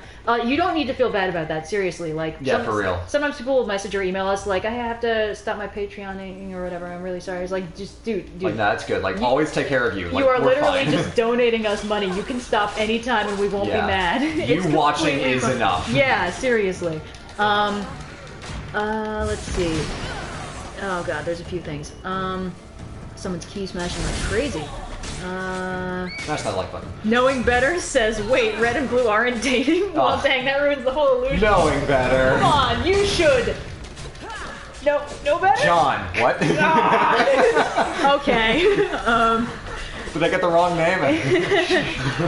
Tour Guide's Guy gives us $5 and says, what countries would you like to go to / have been to with history / mythology in mind? Oh man, with history and mythology. Every day I ask Red if she wants to go to Iceland with me. Yeah. Someday. But yeah, there's a long list. It's not always because of the history of the mythology, but I mean, there's always the history, but yeah. Depending on how much writing there is and how long there's been like written histories of the stories of that culture, there's not always available mythology. So that's a bit more dicey, but there's always history and it's always super interesting. Yeah. But jumping back a couple steps, if you're not subscribed to the channel Knowing Better, he has some fantastic videos about a impressively large variety of topics. Like inconceivably expansive things to talk about. He has a whole thing on color theory, which is really neat, and like the colors that our eyes can't see. It put out a great video last month about the Divine Comedy and a lot of the historical implications behind the book that we don't really talk about in our version of it, or I guess in Red's version of it. So super cool, different angle on it. Really great content. Definitely check out his stuff. That is Knowing Better. Yeah. So now you can't pretend like you never heard of the channel, because now you know better. Hey! Bring it back. Yep. Stay Kind gives us $5 and says, have you heard of Sorry, I really can't pronounce Korean. Korean creation myth involving tigers, bears, and 100 days of garlic. It's my all-time favorite. I've never heard of that. Oh my, and that sounds amazing. Somebody has been spamming the same inappropriate message over and over again, and I'm not going to show the comment, so stop pressing it. Let's see. Kayla Plansky gives us $5 and says, wanted to tell you how much I love your videos, one of my faves, and had a question. Any fictional worlds you want to cover in history / myth videos? Fictional worlds. Well, somebody keeps asking me about the Silmarillion, and I keep saying... Read it yourself. You know, it's funny, because most of the time we cover these things because they're hard to get into on your own, you know, like mythology. I was talking to a family friend yesterday who doesn't know anything about mythology, and she was like, I've been interested in it, but I just don't know where to start, and I got this book, but I couldn't keep all the gods straight. So, like, we're trying to make that more accessible. But there's 3 wildly good movies about Lord of the Rings, and 3 really bad ones if you want that experience. And the Silmarillion, okay, look, part of it is also, the Silmarillion's like a textbook for a not real subject, and I just don't want to read that again. Yeah. But, like, look, they're going to be making, like, a super expensive Amazon TV show about it anyway, so if you just, like, wait 2 years, you'll be able to watch the whole thing. Yeah. It's not to be into with fictional ecology. Yeah. Let's see. Who else is... If you want fictional ecology, yeah, read the fuck out of Dune. Oh, hey! Hey, Adam's in chat. Hey, Adam, what's up? Did someone say visit Iceland? You bet I did. Bet your ass. Let's see. Jesse Russell gives us $4.99 and says, Red's video on Finn McCool inspired my best friend's NPC turned PC in D&D. He is quite the character, I understand. Cosmic Astronomist, you've donated a lot this time. Thanks so much, man. Gives us $10 saying, hello, I was wondering if you read any comics, and if so, what's your favorite one? Hey, Alston, what? I read, well, fewer lately, just one. Greg, Blue can talk about how obsessed I am with how messed up the comic industry is in America. So I read a lot fewer than I used to, but me personally, I was super into Flash for a very long time. Titans is one of my favorites. Anything Avengers is extremely good. It's just hard to get into because the continuity's all over the place, especially. Oh yeah. Yes. The last, like, coherent comic I read was in high school. I read Blackest Night and I loved it. Blackest Night. It's just really good because that is a story that really appreciates and takes advantage of how unique every character involved is. Yes. Like, I think the best example of that is Firestorm is in that comic. And part of the premise of the comic is that every superhero who is currently dead or has ever died and come back, which is most of them, honestly, basically all, is now under the control of this evil Necron, I think. Yeah, this evil bad guy with death powers. And the thing is, Firestorm is always two people fused into one. One member of Firestorm had died, and one of them comes back as this like evil zombie version, and they fuse again. So Firestorm is running around as this like zombie, but one half of him is like this living person stuck on the inside, and that's just so interesting. They didn't need to do that, and like there are so many characters where their unique traits are like keeping them protected or helping keep them safe. Okay. And how'd I go? It's basically it's a Green Lantern story, so you know there's a lot of, I mean it's all the colors of lanterns, but like Wonder Woman, she died and come back, so she gets turned into a Black Lantern and she's running around like a zombie. But Wonder Woman has so much love in her heart that somehow she overpowers the ring and it turns into a purple ring. The Star Sapphires. Yeah, it ends with, because it's a two-part, it's also Brightest Day, and it ends in the culmination of a bunch of other heroes are deputized as lantern wielders. Well, temporarily. And so, temporarily, yeah. Because Flash. wielders, so Flash is... He's blue, because he's Hope, because he's just such a sweet... Yeah, I think Superman is also Hope for a while, but... Not again. I don't know. I know there's there's one color for each. That's the main. Yeah, I need to level up. That's the moral I'm taking. Oh, and I think Queen Mara becomes a Red Lantern because she's just so fucking mad at Aquaman. Hey, checks out. It's really good, honestly. So that's not the last comic I read, but I really liked it. My dad is currently catching up on about 20 years of DC Comics he missed, and he's just like, everything is so gritty. I think in the current arc, they're doing something about Dr. Manhattan has accidentally fucked over the DC universe, and that's what they're currently doing. So. Oh, so he's the one who greenlit those movies. Oh my god. But it's so messed up, that whole Doomsday Clock thing. Yeah, that's what they're doing. Nightmare. Okay, I've missed several super chats. Okay, I'm gonna go away from this fortress because clearly I just can't do it. I'm gonna level up and then come back. Yeah, Aiden Scott gives us $1. Thanks, Aiden Scott. Get wrecked me. Tolkien was a madman, blah blah blah. Who is the best comics artist and why is it Babstar? Steel Bulwark, cool name, gives us $20 to say, hey OSP, love you guys, found you through Trope Talks because I needed a lock to get me back into writing and fell in love with all the great content. So much inspirational material, keep up the great work, thumbs up. Thank you, That's man. so good to hear. Oh, this is Going for a swim? No! Why would you do that to your horse? The horse is already dead. Okay.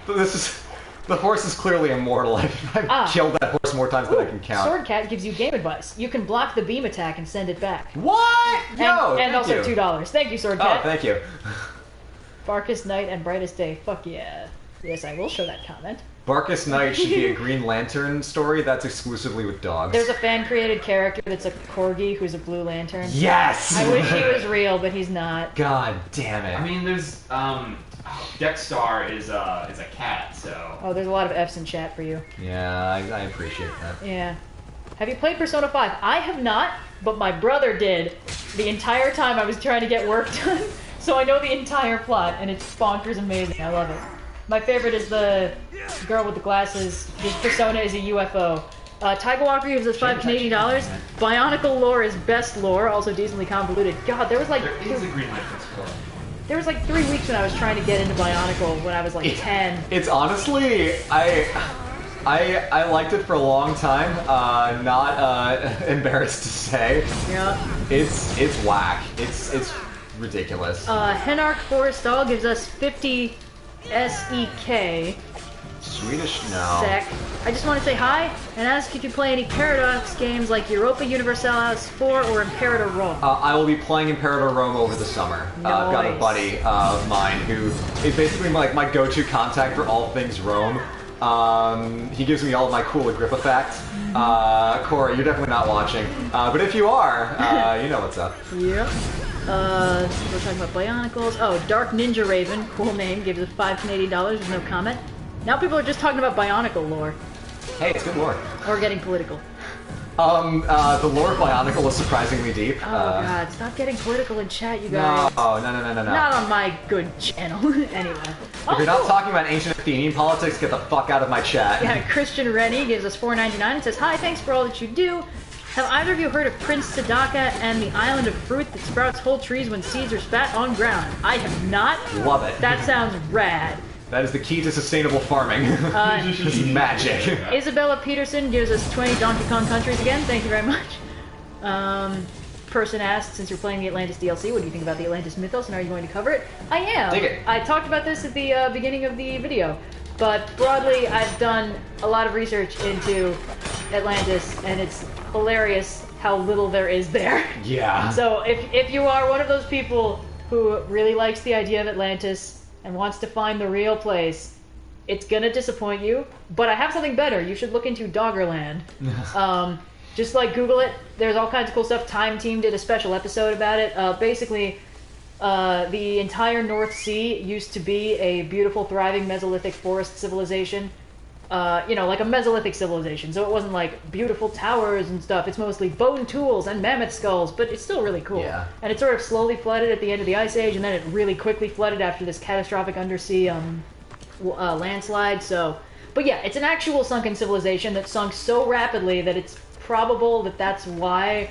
That's when Doggerland was completely abandoned and everyone retreated to the Highlands, which are now the modern UK. So yeah, I'd give that a Google. Tour Guide's Guy gives us $5 Canadian again.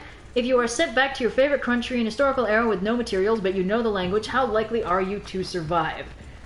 Ooh, let's see. Okay. First, we need to sort out where we're going to. Yeah, vaccinated is huge. We're gonna kill everybody else. Okay. You've already grown up into a healthy adult, so that's a huge bonus. Huge advantage over the competition. Okay, we have to basically. But then we're gonna die at age 30.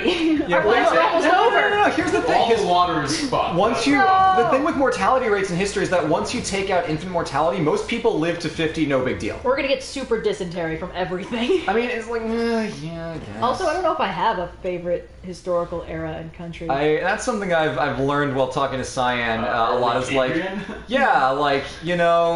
history's cool, but like, most people alive today would not be welcome in most places in history, and as a white man, this shocked me. Because it's like, why wouldn't I be able to go wherever I want and do whatever? I'd like to live in the Kingdom of Ghana. Wait, why does everyone look at me like I'm a monster? Oh no! Yeah, I wouldn't recommend that, but there's some serious advantages. I personally wouldn't survive in basically any European kingdom in the last 1,000 years, because they have really shit ideas about women, and none of them would be good for me, so...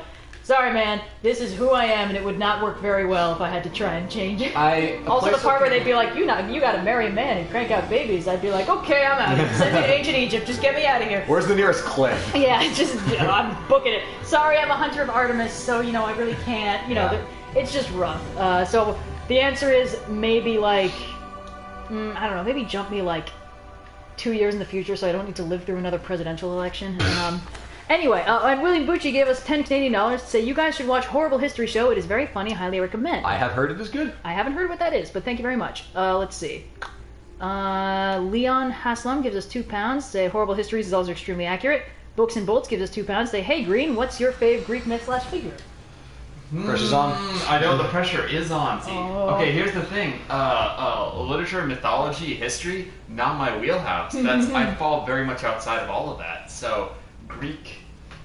I like the story of the 7 Labors of Hercules. I mean, that's kind of a basic one, I guess, because it's fairly well 12 Labors of Hercules. 12, sorry, I said 7. Yeah. On the 12th labor of Hercules, my dead wife gave to me the 12 ones. A guilt trip and an immortal curse. Yeah, see, I'm bad at this. It's okay.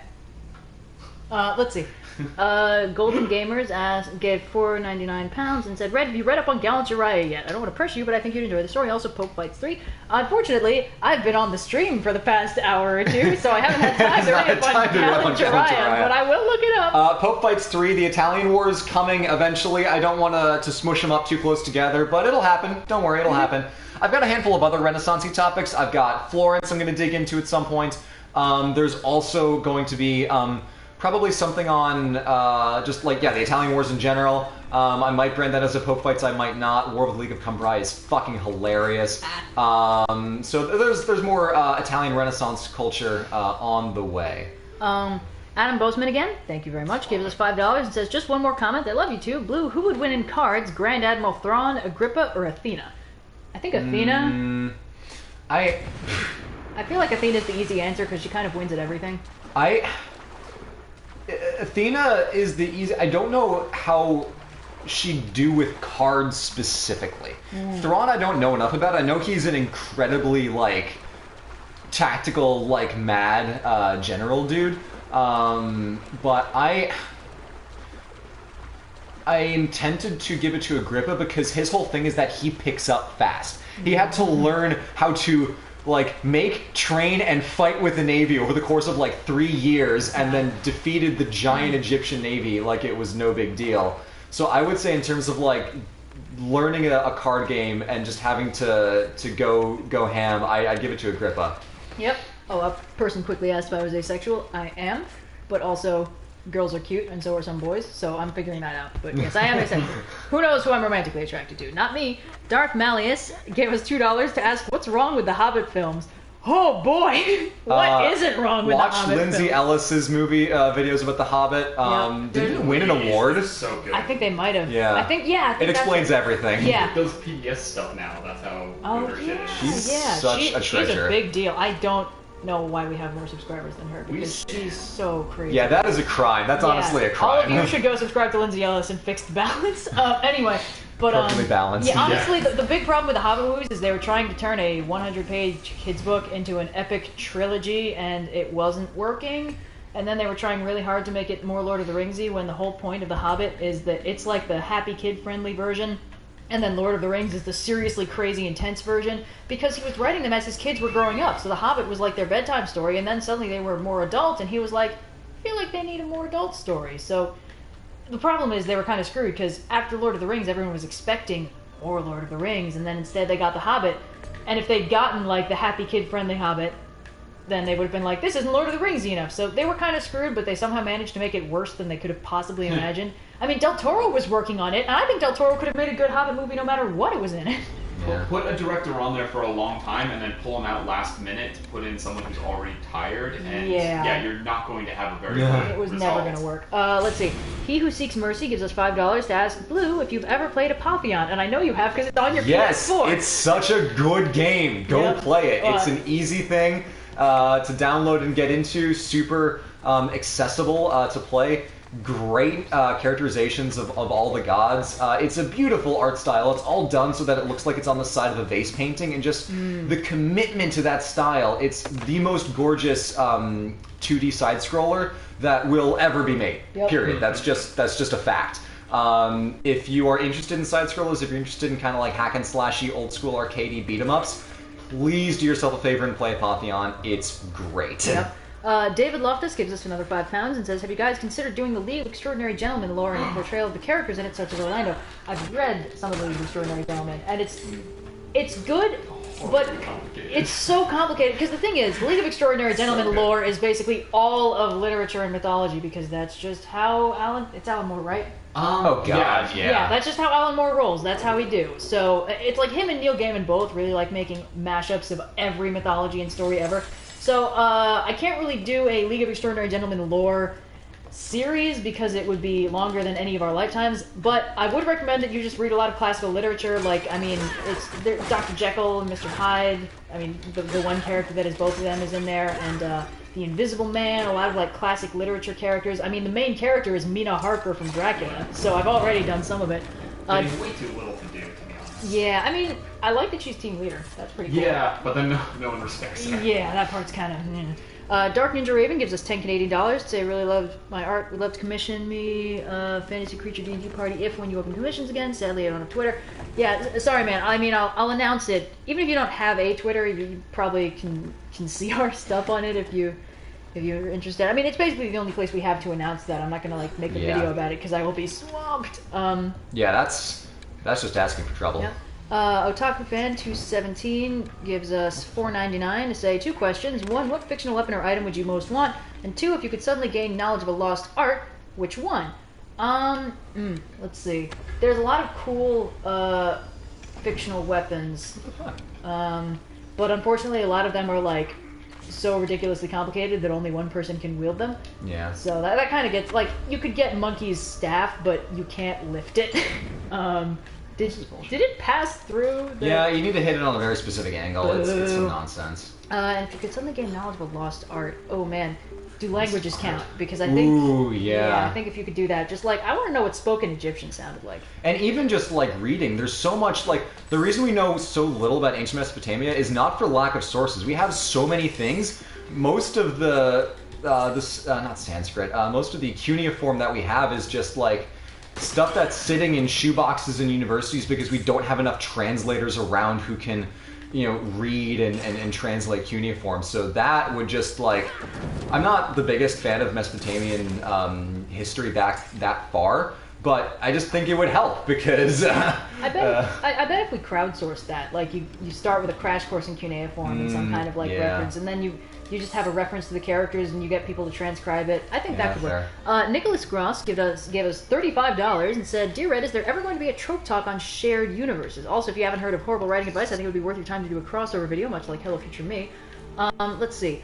Trope talk on shared universes. I'm not really sure there's a whole lot to talk about there, honestly. There's very little to go off I mean, of. it's basically just the premise of a universe that is shared. I mean, is that like a universe where multiple stories happen in it? Because it sounds like the idea of having like multiple main characters that are each in their own story but exist in the same world. Yeah, that's one of those tropes that's unfortunately too broad. Like it covers too much and too little at the same time. Let's see. And we have heard of Horrible Writing Advice. I get their videos recommended to me a lot. Might look into a crossover at some point. I don't think we really know them. No, I don't think we know them. Yeah, but yeah, it's a good idea. Let's see. Tour Guides Guy gives us $5 Canadian to say, "Did you ever see the TV show Deadliest Warrior? Not super accurate, but it was a fun watch for what it's worth." Yeah, it was fun. It was fun. It didn't really teach you a lot, but it was neat. William Bucci again gives us $2 Canadian to say, "New trope talk, level rogue / guile hero." Honestly, trickster heroes are something I definitely want to cover because they're such a specific archetype and I really love them. Let's see. Crimson Minotaur gives us 2,000 yen, I think.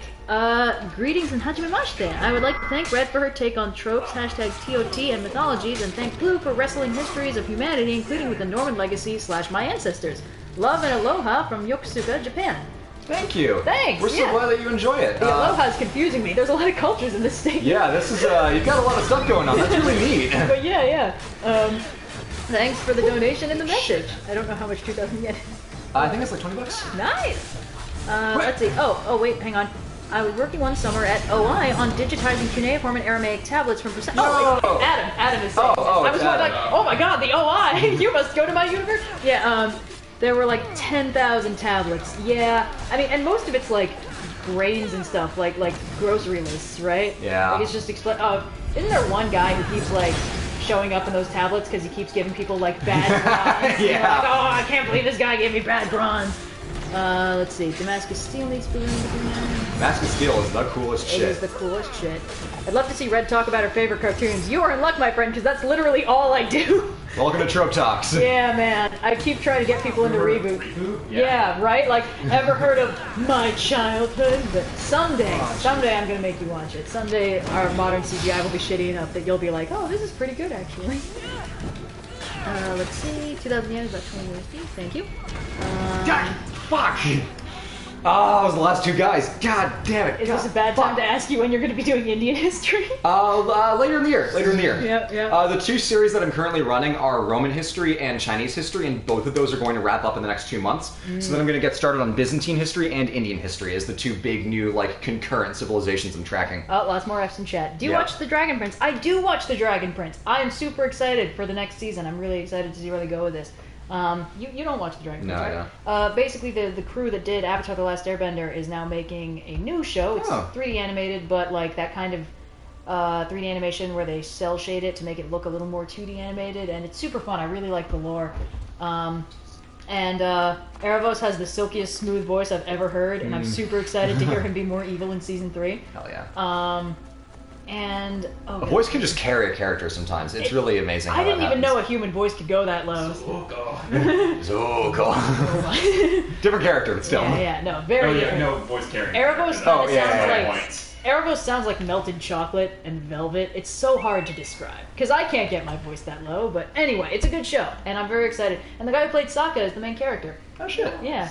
And all the elves are Scottish for some reason. I'm super excited to see if all elves everywhere are Scottish, or if it's just the Moon Elves, or if it's just Rayla and her friends. Better than just like upscale British like they usually go. It's like, oh, all of the orcs are speaking Cockney, and the elves are received pronunciation proper British. Oh, okay. Oh god. I see what we're doing here. I was talking to our friend Max about this actually, because I basically mentioned I saw him in like January, and I was talking about like, yeah, I've been watching all these things that I expected to be bad, and they turned out to be good because I'd watched Titans, and I'd watched Aquaman and Bumblebee, and I was like, these are all things that should suck, and I really like them. And he was like, well, if you want something to break your streak, have I got the show for you?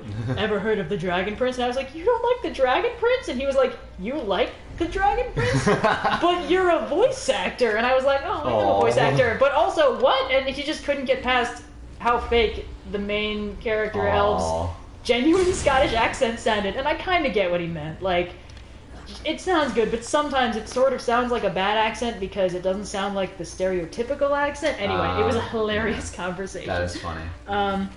Let's see. Yes, actors who can completely carry a character by their voice. Tony F and J, absolutely true. Oh, and someone, Tony J. Oh god, I hope I remember right. I think that was the guy who was Frollo, and also the bad guy in Reboot. Frollo. He's magnificent. Well, he was, unfortunately, but yeah. Let's see. Oh, and someone asked if I watched the new She-Ra. I do also watch the new She-Ra, and I quite like it, and I'm excited to see where it's going. I think sometimes the animation is a little simple, but I think it still looks really good, and I just like how much of an idiot She-Ra is. She is the dumbass jock representation I've been looking for. Anyway, I super liked it. And Catra's voice actor is Stevani from Steven Universe. And she can sing, and I didn't know that, so... Anyway, yeah, that's, I really like that show. I like most things, honestly. Noelle Stevenson's the showrunner on that, right? She was on Critical Role. Yeah, I love Noelle Stevenson. Yeah, she's super fun. And, like, my favorite part is, there's so much obvious tension between the character of She-Ra and the character of Catra. And Noelle Stevenson, and, like, Season 2 was released on Lesbian Visibility Day, and she tweeted within 3 minutes of each other, Happy She-Ra Release Day, and Happy Lesbian Visibility Day, and everyone was like, what does it mean? So, anyway. Yeah, it's tough to crack that code. Yeah, oh man, I guess we'll never know. I gotta get around to that show. Let's see. There's some... I can't tell what's happening. There's some people yelling. Wow, okay, these are getting weird.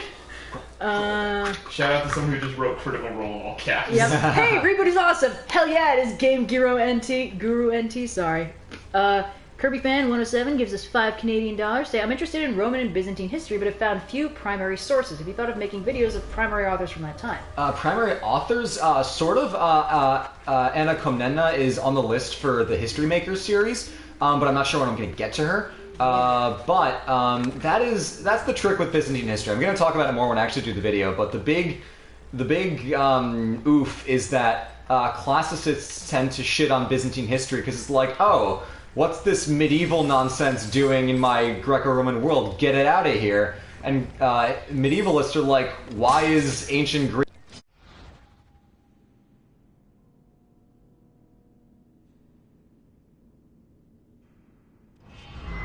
Sorry about that.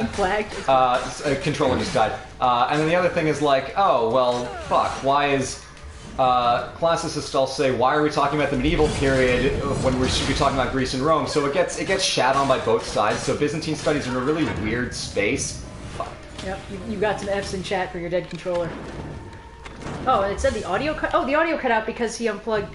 Yeah, the mic is connected to the controller. Sorry about that, guys. It's good now. The audio cut out because the first controller died, so Blue switched to another one, but he needed to unplug the. Yeah, sorry. William Bucci gives us $10 Canadian. Who is your favorite warlord in history? I want all of your selections, including Greens. Ooh. Shit. I mean, I don't really know that many warlords, so it's going to be Genghis Khan because he's the only one I know. Yeah, I mean, Caesar is on that list. I mean, I think we're all a little bit Genghis Khan, like 2% or something. Yeah. Depends on where in the globe you are, but yeah. I guess we got a little bit Genghis Khan. Is that Maroon 5? That sounds like Maroon 5.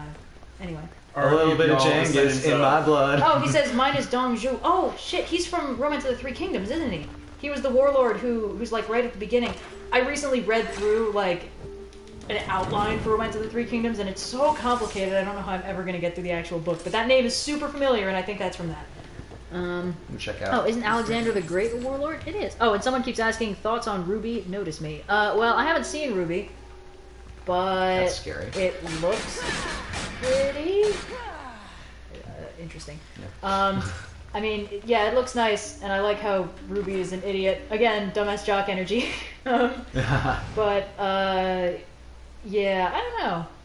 I think Blake was super into it, right? I think so. Like, guy we knew in high school was like way into it, and all I know about Ruby I got from him. He just got engaged, which is amazing news. Yeah, We're very happy for him. All of my friends are growing up. I'm just sitting here with a YouTube channel. Let's see. This question, I'm curious actually, I want to hear your answers if you have them. Are any of y'all the descendants of soldiers, spies, and the like that were involved in significant wars? I wish, no. Because Well... I have an interesting answer to this, personally. Oh. Soldiers, spies... well, it's possible that my Scottish ancestors were Knights Templar. That's dope. I know, That's sick. but like they were the Knights Templar that had to like run away and went to Scotland and like founded some banks and stuff. Still, that's cool. Yeah. So I mean, there's like people in there who are pretty interesting. I mean, most of my interesting ancestors were like American politicians and Quakers and stuff. It's not that interesting, but I have a lot of Quaker ancestry as well. My 8 times great-grandfather was a guy named Samuel Wetherell, who was involved with the American Revolution. Yo, And that's cool. He's mostly known because his cousin was Benjamin Franklin. oh shit. Yo. Okay. Hey, buddy. Benjamin Bye, Franklin's buddy. a great uncle. Wow. Kobe. Let's see. No, that's Yeet. Yeet is for power. Oh, Kobe yeah. is for Sorry. We got a accuracy. little bit of both there. Yeah, also Scottish apparently. Yeah, I found what Scottish clan I'm descended from, and they're an offshoot of Clan MacDonald, which is hilarious because Clan MacDonald was like run by this crazy warlord guy who like never wore shoes and had this crazy beard. My clan was the lame artist black sheeps of the family that went off to Stirling to like have respectable lives. So everyone else was a crazy bonkers Scottish Viking, and my ancestors were just like, oh yes, what a lovely book this is. Yeah. I mean, what a lovely book this is. No, God. I found that one of my ancestors was involved in the Caribbean in a certain century past, and I thought, wait, holy shit, was one of my ancestors like a pirate king? No, they were a governor after all the pirates had been kicked out like a century beforehand, so I'm like, damn it. Yeah. Like, he's buried like in fucking like Nassau or something. Okay, I mean, whatever. You just can't die now. I guess that's canonical. No, fall damage, you don't take it after level 20. Yep. Let's see. Hello, horsey. The devs were like, look, Greece is a mountain region, we're just gonna not even think about it. Just, like, Just don't bother. Hey, no end-game spoiler. I'm just gonna mute this guy. Jesus Christ. No, someone did spoil it, but it's... Oh, I thought you were talking about what I said. No. Someone spoiled it. I'm gonna put this user in timeout for doing It's that. okay, the director said it's fine, so...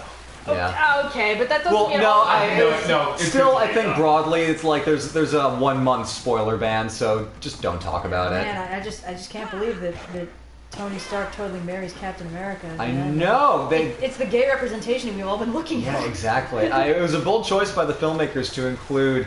Oh no! Come on! Oh, damn it! What there we just go. happened? This game cut out. Oh. It's a stack. Yo, look at those hammers. It was a very tame stag to let you gallop past it on the horse. I am more galore. Gives us $20 to say hi. It's me again. Just wanted to jump in the awesome ancestors chat and say that my great grandpa used to hijack Wells Fargo trains and steal gold from robber barons. Might also explain why I'm always drawn to rogue characters. Nice. That's awesome. Incendiar gives us $10 to say, did you know that Justinian's wife Theodora worked as a striptease artist and was the daughter of a bear keeper in a circus? Fun fact from my AP World textbook as I crammed for the final. Well, thanks for sharing, dude. I've heard that rendered as Justinian's wife was an actress, which sort of gets co-opted into, she did stripping stuff, because in the ancient Greco-Roman world, mostly Roman world, being an actor was a very low profession. Which is why there's actually a really big span of time where you just don't get theater in Rome. because it was seen as such a low profession. But yeah, I can see why it's basically equated to like, oh, if you're an actor, you might as well just be a prostitute. But yeah, no, Theodora was cool. I'm going to talk about her when I get to it. Steel Bulwark gives us $5 to answer you, to say, I have ancestry in Scotland through Cunningham. We were given land by the throne for protecting the crown prince during the coup. And, that's cool. Yeah, Getting representation today. the farthest back I could get, I could find my ancestry was a Welsh potato farmer in like the 1600s. And when I looked him up, I found a website one of his great whatever descendants had made just for people who were descended from this Welsh potato farmer. Tell me about there were this. like hundreds of them, and I was like, this feels weird because they're all almost completely not related. Some of them must have met and been like, something's happening here, but we met because we're slightly related. So it just feels weird. I don't know. I thought it was really funny. I wonder if that website is still up. Let's see. Remember when Captain America gets eaten by boars? I like the whole theme of how the greatest heroes can still be brought down by the lowliest of creatures. Excellent spoiler, Thick Burger. That is funny. Woo! Imagine if you had a pollen. Let's see. Actor equals prostitute. Seems relatively modern. Oh, Adam says he's going to turn in for the night. Enjoy the rest of the stream, dudes. All right. Goodbye, Adam. Bye, Adam. Everybody tell Adam bye. Bye, Adam. Thanks for popping in. Let's see. Someone's suggesting... someone's ancestors were horse thieves. I mean, Nice. someone's ancestors have got to be horse thieves. Everyone's saying bye, Adam. I guess we know what the delay is on the stream. A few seconds. Yeah, I've got it up here. I'm watching. Yeah. Oh, that's got to be trippy. It's fun to watch him do something like real messed up and then to watch it a second time in replay. Let's see.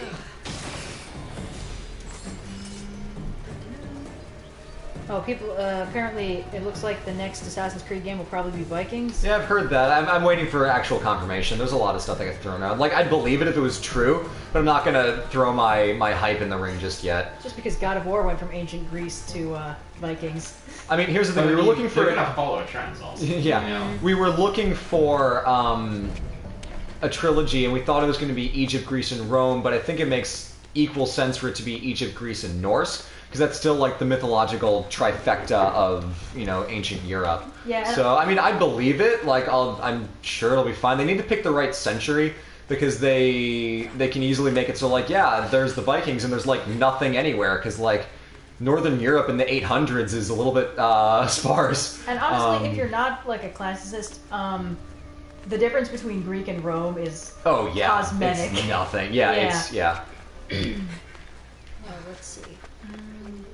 This is our god Apollo, and this is our god Apollo. Wait a minute. I don't even know why they bothered to rename Hermes. Yeah. Let's see.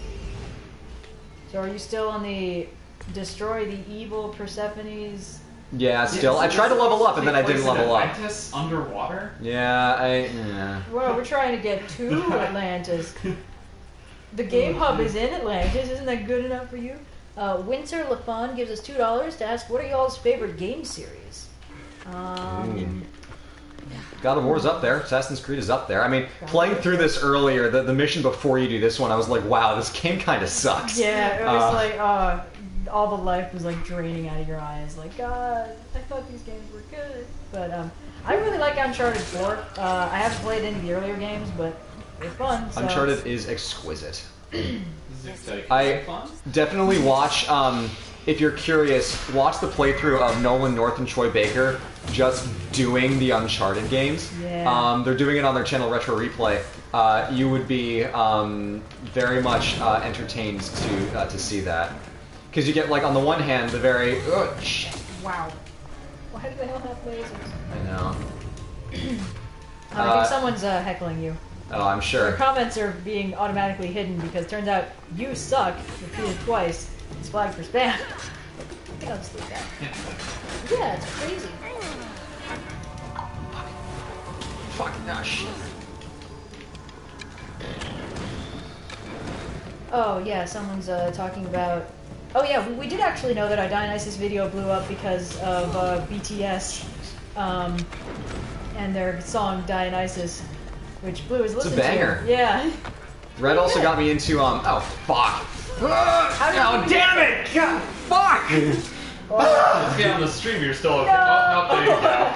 Oh god, it's like that. God! when it throws frame on you just tipping over the cliff. Too weak to take. You got some Fs. Hold on, I'm gonna use the bathroom real quick. Okay. I'll be right back. Alright, well, chat asks what series do you Lucifer is great. Also, KDA Pop Stars slaps. Yep. Blue asks, what series do you think has the best world building? Oh, I'm just gonna run around in a circle for a little bit. I don't know what any of the buttons do, so. Ah, what a lovely skybox. Sorry, what's going on? Oh, yes. World, I can. Lots of Fs. Not a lot of Atlantis in this Atlantis DLC. Yeah, that's definitely true. But then again, there's not a lot of Atlantis. Square. Oh, that's what square does. Circle. Oh, nifty. Triangle. Oh, damn. Hang on, let me just go. This has been your Assassin's Creed. Witcha! Yeah. Oh. Wait, what? Oh! that man's about to kill you. Oh, That's no! what's happening. I'm gonna need to figure this out. Wait, how do I... Ah, balls. Okay, hold on, guys. Don't worry. I got this.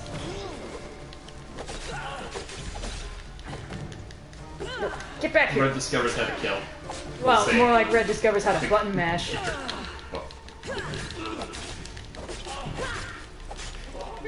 This is going pretty well. I don't know how to... watched The Chilling Adventures of Sabrina? Excuse me. Let me just... Oops. I have not. But I have seen some of the original... Die. Don't worry, everybody. Blue won't notice that he died a second time.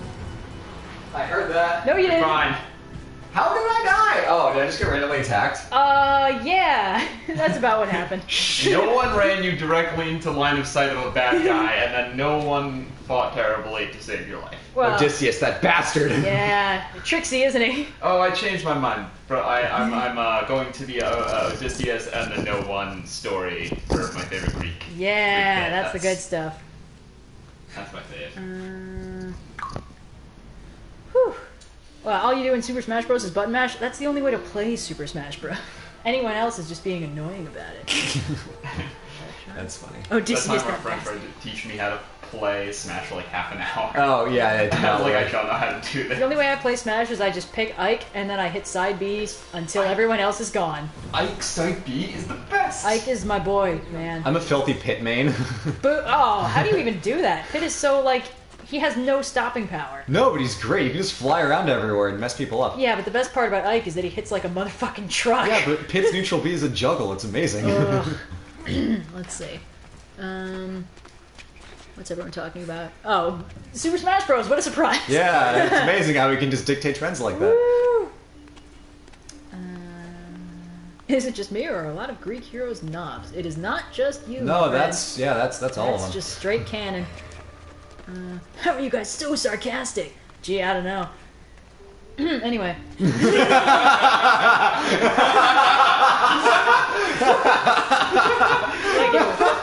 Thank you. Like, I was thinking, should I add something? I'm like, no. I was like, I couldn't let that hang there. Yeah, I'll be here all night. Anyway. That was good. Good work, team. Yeah. Oh boy. Guys, I have a final exam on the Odyssey in the morning. Can I get some notable quotes about Metis or Xenia? Oh, that's hospitality code. Half of the Odyssey is a story of bad guests. The other half is a story of bad hosts. Think about the way that Odysseus is received by people when he's telling stories. Also the things that they give him. So like Aeolus gives him the winds and Odysseus squanders it. So when he goes back, Aeolus is like, fuck no, no. I'm obliged to help you. I'm not obliged to be your like babysitter here. There's also the consideration of the Cyclops as being a bad host, the suitors are being bad guests. Odysseus is a guest on the islands of Circe and Calypso. But it's like its own kind of bad host because they don't let him leave. Exactly. So there's a lot of stuff there. I don't know about the other thing, but as far as Xenia or Philoxenia, the hospitality code goes, there's a lot you can pull from that. just look at the interactions and who is entering the realm of who, and you'll find a lot of stuff there. That is a super interesting theme to explore. At the end of the day, the Odyssey is really a lesson against going places and seeing people. Yeah. Yeah, just stay home. Stay home. Stay home in bed. Honestly, that's what Odysseus wanted to do before the Iliad anyway. Like, every single time. The craziest thing about the Iliad is fucking nobody wanted to go to war for Agamemnon. Every single one of them tried something different to stay out of it. And Achilles is my favorite because I think it was his mother who was like, okay, Achilles, you're prophesied to die, and I'm not having that shit, so I'm gonna dress you up like a girl, and they're not gonna be able to tell who you are. And Achilles, who is incredibly convincing, dresses up like a girl, and Agamemnon's like, I wonder which of these hot ladies might actually be Achilles. I've got an idea. And he just dumps a bunch of weapons on the ground, and while all the other ladies are like, oh man, sewing, etc., Achilles is like, fuck yeah, swords! And Agamemnon's like, you're coming with me, bitch! But the great thing about Odysseus is his whole shtick was he pretended he'd gone insane. And he was just like sowing the fields with salt and like farming, like pulling a plow back and forth and sowing salt behind him. And Odysseus, it is Penelope, right? His wife? Yeah, Penelope. Yeah, I'm really bad with names. Penelope was like, oh, Agamemnon, it's terrible. My husband has gone totally bonkers insane and definitely can't go to war with you. And Agamemnon's like, huh, interesting. Hey, mind if I see your baby? Because little baby Telemachus is a thing. He exists now. So Agamemnon picks up the baby and fucking yeets it right in front of Odysseus, who's pulling this huge-ass sharp plow. And Odysseus obviously stops so he doesn't murder his baby. And Agamemnon's like, you're not crazy after all. You're coming to war with me, bitch. And Odysseus is like, motherfucker. So this is why Agamemnon, he's the worst. You gotta commit to the bit. That's the lesson. Yeah. Someone's really just gotta stab that guy or something. Or just put an axe in his head. Yeah. Oh, boy. Let's see. Oh, Leon Haslam gives us £2. Say, hey, gotta go now, but I'll be rewatching Miss Miss. Thank you very much, Leon Haslam. Wait, before you go. Yeet! Yeet! Woo! Oh, that did not work at all. Boo. So close. Yeet failure. Critical yeet failure. Whoops. Let's see what's happening. Missed. Someone's asking about Endgame, but dude, we're not gonna talk about it. We're not talking about it. Some people go see our video on Hello Future Me's channel. Yeah. Let's see. I can't believe I cannot knock this guy off the cliff. That's bullshit. It's ridiculous. Will you make a Discord server? We actually already have a Discord server. Let me get you a link, just so people who are curious about that don't need to keep asking.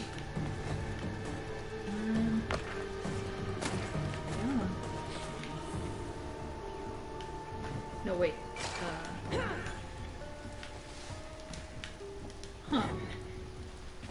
I can't.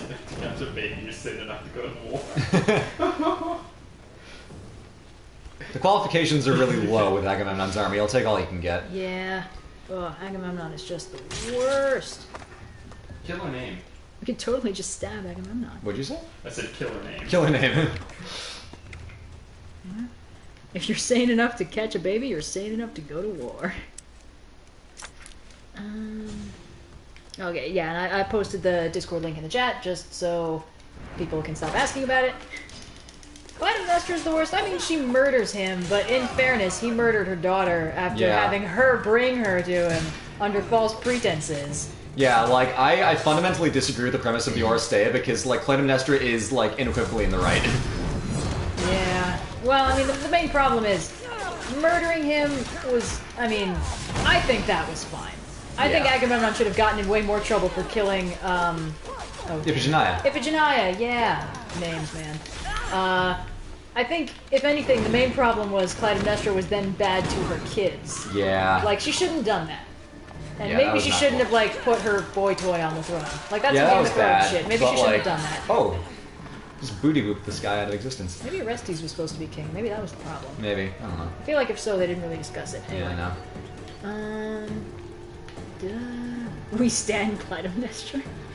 Thanks, man. We stand the Kingslayer. Yeah. I'm getting close.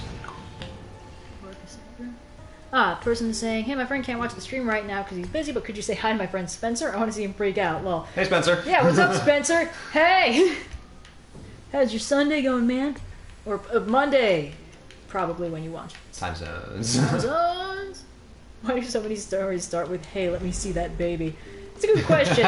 Maybe it's because most people don't want babies to get hurt, so they make good MacGuffins. I don't know, man. They make good MacGuffins. What? That's just very funny phrasing. Yeah. Which Greek hero should be in Smash? Hercules. I would like to see Achilles in Smash. Henark Forrestal gives us 55 SEK and says, I would love to continue listening, but it's 1 a.m. here in Sweden, so I hope you have a good day and I look forward to your future Hey, videos. no, that's cool. Yeah, man. Yeah, go to sleep, dude. Yeah, It's all good. The rest of the stream will be up later. Yeah, don't worry. You can rewatch it. It's fine. William Bucci gives us 10 Canadian dollars again and says, Agamemnon, more like Agamemnon on a male genitalia. Oh, Agamemnon on a male genital. Haha, I get it. It's, yeah. So, Mediocre Teg gives us $10 to say, a common theme in myths is that you cannot fight fate. Do you know any stories where the opposite happens and the character successfully changes their fate? No. Yes. It's the Theogony, and it's Zeus. Oh, yeah. That's right. So, I have a video about this. I'm not going to like go into crazy detail, but basically, Ouranos was destroyed by his son Kronos. Kronos was destroyed by his son Zeus. And in each case, I think they were like Gaia knew it was going to happen, or at least she prophesied and told them that it was going to happen, and it still happened. So then, when Zeus gets together with Metis, the thoughtful nymph, the mother of Athena. Yeah, that sounds about right. Yeah, Gaia's like, hey Zeus, Metis is destined to bear thoughtful children, which will be smarter than you. First she'll have a daughter, then she'll have a son who will overthrow you. And Zeus is like, oh shit, so he eats Metis. Because he's a huge asshole. Like, this is not a good person doing this, but basically he eats her, and she's still pregnant, so Zeus ends up giving birth to Athena through his brain, whatever.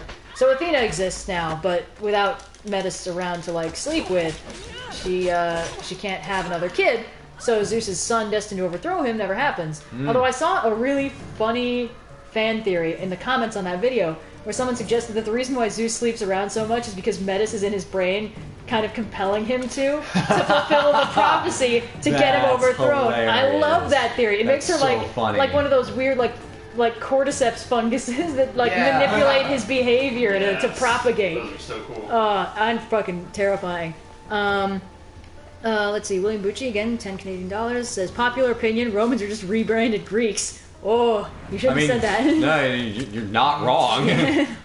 I mean, like, they changed some things, but, like, fundamentally, like, the whole joke is, like, yeah, Rome conquered Greece, but Greece conquered Rome. Yeah. Like, game recognizes game, and the Romans knew when there was a good idea to be had. That's their best strength, is, like, they shamelessly were like, oh, yeah, you've got a thing that works, we're taking that now. So it's like a classic horn dog excuse, though. Sorry, babe, it's the cordyceps fungus in my brain. It just makes me want it so bad. I'm not a slut, it's a brain sex parasite. God. Wow, that's horrible. That would be the funniest thing. I'm kind of surprised I haven't seen that as a premise in something. Yeah. I mean, there's probably some like weird manga about it. Oh, yeah.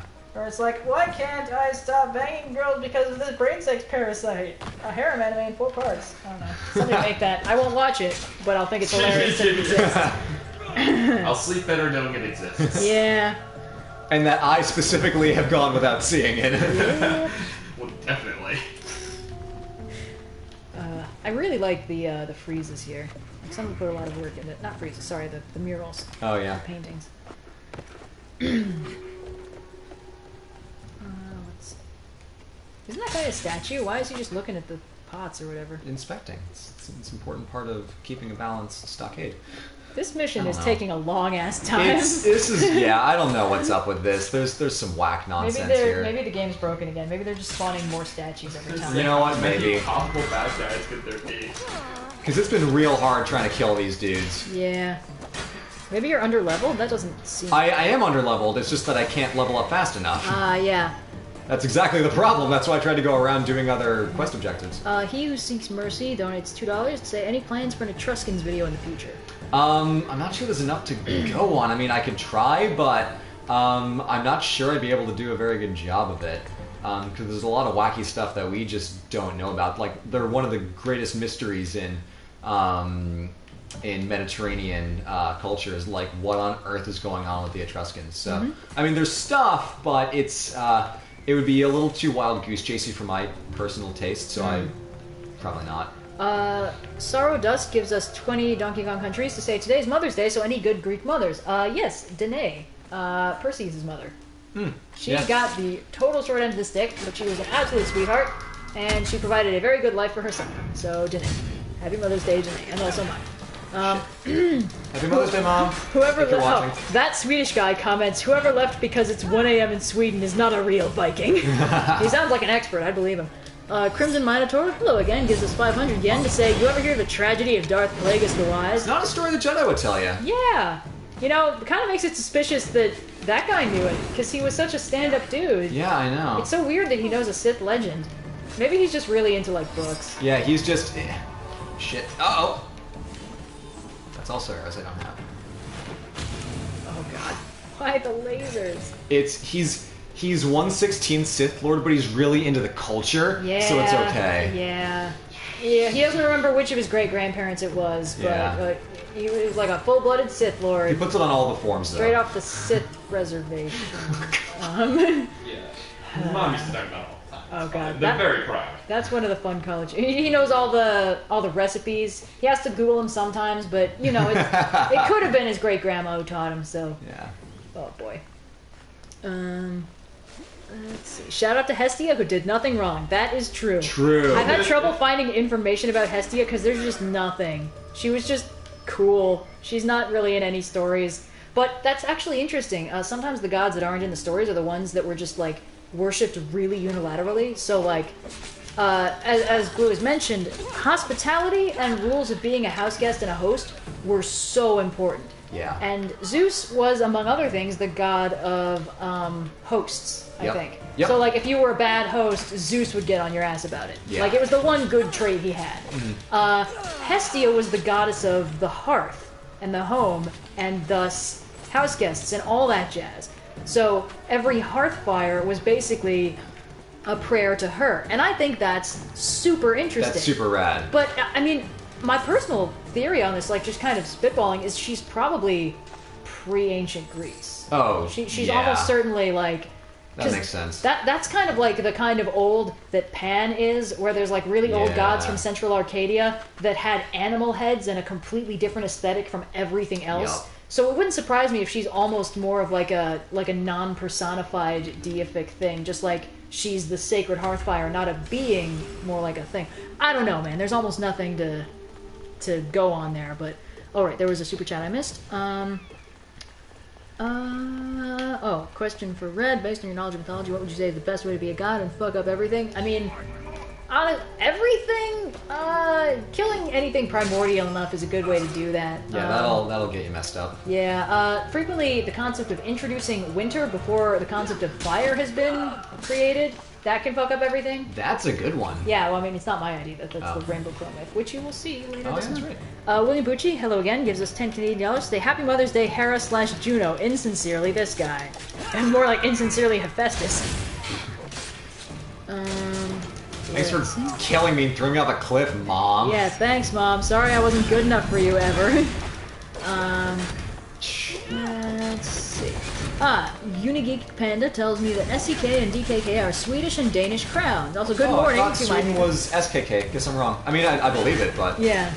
Also, good morning to my fellow Scandinavians. Let's see. Uh-oh. Fuck. I wish I knew what the plot of this DLC was and why you're doing no damage to this guy. Gosh, yeah, I'm clearly missing something very important, and that's just the way I play this game, is you brute force your head into a wall until you realize, oh, just get a little bit over level, and then you're fine. Well, I mean, you gotta be gaining XP like crazy, right? No, you'd think. But you're killing these really hard things. So I started as level 53 at the beginning of today, and I am not much better. I think after we finish this mission, that might be time to call the stream. Yeah, so we can go get food. It's been a couple hours. Yeah. How long has it been? Well, let me 3 hours? see. Hold on. Started streaming 2 hours ago, but I think... Like, so we've been playing I think for a little over 2 hours. But yeah, we were playing for like... maybe 45 minutes before that, just trying to get the actual DLC started and working. So it was a little tricky, but, you know, now we're here, and it's so worth it, you guys. Yeah. Oh, beautiful. Look at these rocks. Yeah, they really nailed Atlantis. That's Yeah. the thing with this. I especially love how Atlantis is nowhere to be found here, and instead we're in a region for some reason. One giant floating Pandora islands. So good. Basagarang. Sorry, it's never Anyone known else remember as. Avatar? I No. remember. Well, let me get to that. Hang James on. Cameron hopes you do. There's a super James chat. Cameron £5. Hi, any thoughts on the Visit cultural mishmash all that is the Avatar Greco-Indian Pandora, kingdoms? yeah. Also, Red, will you talk about Asclepius? Hi from an Indonesian in the UK. Hello. I know almost nothing about the Greco-Indian kingdoms, and I think I have mentioned Asclepius a couple times, but I might do a proper video about him because he's pretty interesting.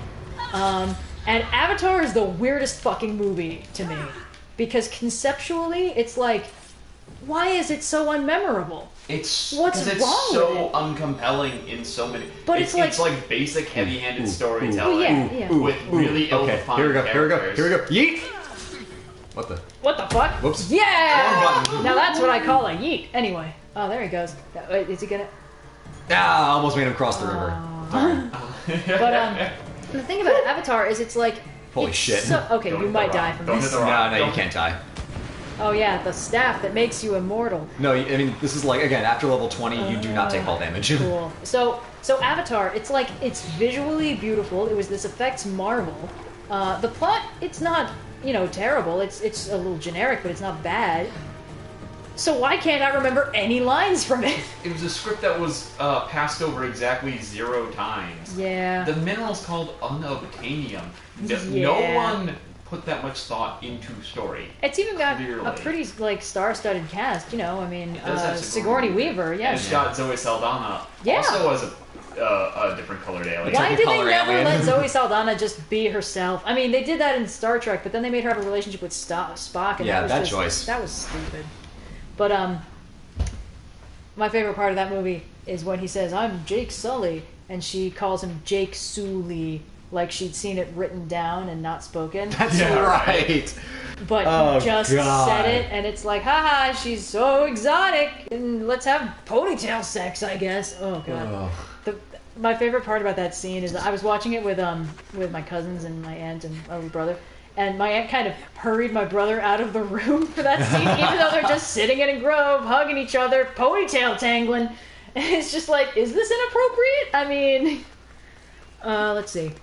Sorry. Yeah, no, Avatar bad. Disturbing, to say the least. Avatar bad. Rebecca Evans gives us £3.99. Say, would you consider looking into ancient espionage? Might be kind of hard to find. That, yeah, I information think about by it? nature By that's definition. pretty tough. I mean, I'm sure it's cool. Yeah. But I don't know. I mean, like, the Spartans had the secret police, but that's kind of like a beat the shit out of people who aren't being Spartan enough.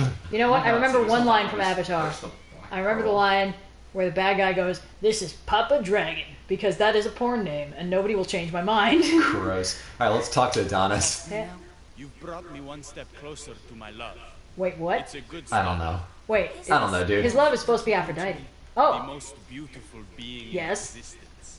With a face so fair to gaze upon it is to forget. It is you, hot stuff. No. Cassandra's like, impossible! My girlfriend is already taken! Aphrodite. Hey, it's accurate, except why did he say it weird? I've never heard of Aphrodite! No, you should seduce Adonis. Just fuck with him. Okay, we gotta fuck Adonis. She brings it out in me. But Persephone's your surrogate mother. She raised you in the underworld. Right, this is gonna. What do you think? You know what? You gotta- I don't really you gotta want hit you it to bang quick. Adonis. Yeah, okay, I'll get back to Aphrodite. Can to get you back to her. Yeah, ship her on deck. My word. Alcibiades is the only Greek playboy for me. Thank you very much. So in this version, Persephone is. Why does everyone keep turning Persephone evil? Camp in Iapetos' ruins. Wait a minute. Yeah. God, no wonder this is so hard. I got switched back to my bat armor. How the fuck did that happen? Oh, you know what? You probably died, and then they switched you to your regular loadout. God. Fuck. Must destroy them. Let's see. And we're going to need all the help we can get. Does Red know of / like Harry Potter? Yeah, I've heard of it. Fun fact: Harry Potter. Who's Aphrodite? Who's Harry Potter? Harry Potter's why I learned how to read. Like, I knew I could read, but I couldn't read fast because I was like a little kid and I wasn't very interested in it, and there was nothing really holding my attention. And then I started reading the Harry Potter books, and I was like, I don't know, 4 or 5 maybe. I think I was younger than that. And I was just like, whoa! It just started burning through them. But only up to the 4th book was out yet. So I was like, where's the rest? And my parents were like, it's not finished yet. And I was like, books can be not finished? I was a kid. I was learning. So yes, I do know what Harry Potter is. Pretty fun. I haven't watched either of the Fantastic Beasts movies, though. Fantastic Beasts, the crimes of gay wizard Hitler. Yes. Oh, yeah. Here's your representation. You're welcome, libs. It's Johnny Depp, you're welcome. It's Johnny Depp at his jankiest looking. Like, he's looked pretty weird before, but, like, we've seen Grindelwald in the Harry Potter movies. He's just a regular looking old dude. When did he go from that to this? Anyway, yeah, but I've heard of it. Wait, when was Persephone made evil before? I think when she showed up in God of War, they made her evil. I don't know why. Oh, yeah, she tricks you. It's in one of the side games. It's... Okay, now here's the thing. Basically, we finished this quest, sort of. We can go and help Adonis. Give him Hades? Yeah. Ha! Yeah. It's like something they put in Hercules, the Disney movie. So Adonis basically wants us to do what we've been doing in weakening Persephone's control.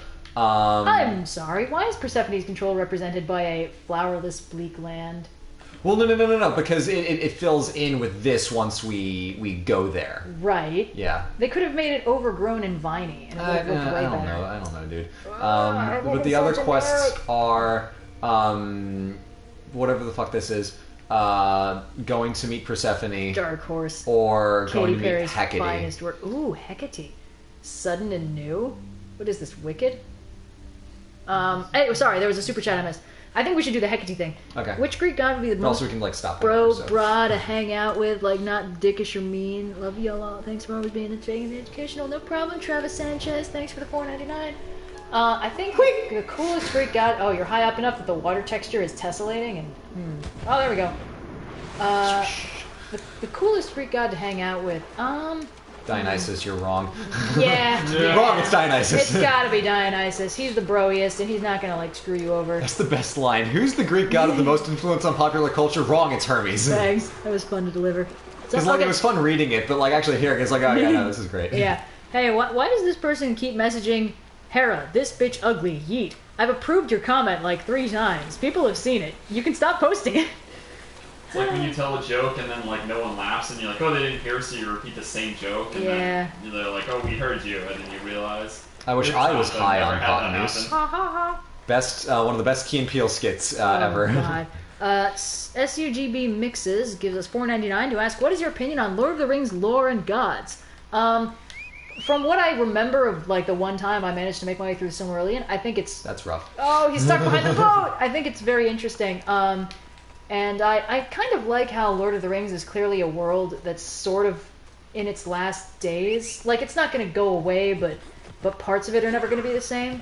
Like, there was this amazing shining world of gods and all that jazz, but now, you know, Gandalf is probably the most magical thing in the world, and, oh man, just the part where the earth used to be flat, and then now it's round, specifically to cut off people from the afterlife, or the land in the west, I think.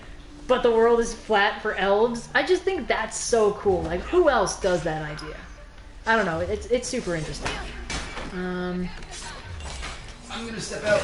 Okay. Okay, I might be back if you guys are still playing. Oh, yeah, well, We probably won't be playing for too much longer. yeah, I'm getting the munchies, the hungries. Alright, in that case, we don't even need to go bother with Hecate. Aw. I mean, we can. I mean, maybe we could, like, start the quest, see where it goes. Okay, yeah, sure. Thanks, stream. It's been fun. Yeah. Bye, Alright, Green. everybody say bye to Green. Let's see. Oh, and Max HD 2490 Avenger, cool name, gives us $5 to say, what about the Amazon queens, including Penthesilea from the Iliad? She often gets adapted out with few video games reference her. I don't know who that is, but she sounds really rad. Amazons are just generally cool. Yeah. Because it's in that weird space where, like, there's a historical the Amazons and a non-historical the Amazons, and they kind of get smushed together. Yep. So it's hard to keep track of in a lot of places. Ted Ed has a pretty good video about the Amazons that I recommend. But yeah, no, they're cool. Yeah, pretty radical. Cosmic Astronomist gives us $2 to ask, is there an orange? Don't think so. Yeah. Silent Tremor gives us $2 to say bye to Green. We'll pass it on. Let's see. Tolkien came up with the whole thing of Middle Earth just to support the languages he was making up for kicks. That reminds me, the funniest thing. Dog, talk to him. I'm trying. No! Pet him? There's a button prompt. No! That's a travesty. Okay. Right. So in one of the Tolkien's in one of the languages Tolkien made up, if I talk fast enough, all my words get shuffled. I'm sorry, you guys. Is that he had a sunken kingdom, a like lost kingdom full of great hero kings that Aragorn's descended from them. Like that's who they are. And they got all hubristic, and then they sank into the ocean. And he realized that in the language he made up, its name would be Atlantis or something. Hang on, let me see if I can find what the name actually is. Tolkien Atlantide, I think. Is that right? Whew. No, Atlantis. No. No, he just had a lot of like dreams about it. Numenor? Hold on. I've heard of Numenor. Okay, I've got the wiki here. Blah blah blah. I'm just trying to find where the Atlantis thing is. Hang on. Okay, now on to... yes. After its fall, Numenor was called Atalante, meaning the downfallen in the Quenya language. The similarity with Atlantis is obvious, although Tolkien described his invention of the name as a happy accident when he realized that the Quenya root meaning fallen could be incorporated into a name referring to Numenor. Nice. So, Tolkien accidentally remade Atlantis and then named it Atalante. So, yeah, Atlantis is everywhere, my dudes. I don't know why we're so enamored with the concept of cities sinking. It's a dope aesthetic. Yeah. That's really it. Yeah. Oh man, honestly, now that we have such cool big cities with such tall buildings, they're gonna look fucking awesome when they Oh yeah, they're gonna be sick as hell when the apocalypse when happens. the apocalypse strikes in 12 years. Anyway, Tyler Preston gives us $2 to ask, does Talos from Greek mythology count as a giant mecha? I would say yes. Probably not a kaiju. Travis Sanchez gave us $4.99 to ask. Wait, what the fuck? That's Persephone and Hecate. Hecate's cute. You've got to be able to romance her. Give it a shot. Have you visited my mother recently and given her my love? Always. The meteor sends her love in return. I really dig the white hair. That's a cool visual aesthetic. Honestly, yeah. It's, but also, this is a solid Hecate here. Do keep an eye out for me. I sense trouble brewing. Look at this. She's just doing like the cool badass side. Like, hey there, good looking. Come here often. Right. Sorry. Travis Sanchez asked, Red, since you're all educated, why in the Inferno does Dante put fraud so low in hell, even below murder? Fraud seems slightly better than murder. Probably something to do with the church. Probably. Hang on, sorry. Flirting is happening. Word wouldn't get out that your inclusion with Elysium's pretty boy Adonais. I like that she's Russian. Yes. I love the mild racism just flowing through this game. It's weird. Does Hecate have... I love how tall they all are. Yeah, that's a cool choice. Absolute units. Does Hecate have enough lore for a video? Possibly. I haven't done much in-depth research, but there's a lot there, but there's also a lot of, like, weird neo-paganism kind of cluttering it up. It's a little hard to research. Neo-paganism is... it makes it so hard to research. Yeah. SUGB Mixes says, what is your opinion on the Diamonds from Steven Universe? I think they're interesting. I think that they're kind of evil, but also surprisingly relatable, sort of. Anyway, I think they're well written. Are we saying you're Persephone's friend, or are we saying you're playing me? She's like, I can help you get past Persephone. Flirt. Actually, no, you're Persephone's friend. I think that's a good thing to be like, hey, but why would you help me? You're Persephone's friend. And Crimson Minotaur gives us 500 yen to say, what about the droid attack on the Wookiees? It happened? It is a system we cannot afford to lose. God, I love prequel memes. Yeah, baby, prove our goals aligned. Sanctuary. She keeps all of her most intimate possessions there. Intimate possessions? Away from her husband. Among her treasures is a journal rumored to contain information you desperately need about the gate. New quest, steal Persephone's burn book. Go get the journal. Oh man, we've got to do this. We've got to do that. I mean, we can also just like keep this for another one, because there's a lot of bullshit quests we can do and come back to this later. I like this one. I'm gonna hit the bathroom real quick. Okay, cool. And then let's get back to winning over Hecate. Because man, that look is really doing it. Oh, whoops. Okay. Now you're stuck with me. I'm going to try to look at the chat and play games at the same time, something I've been historically terrible at. Where's this? Oh, geez, red is the upside down scroll. God damn it, red. Let's see. Where is this? Aha. There it is.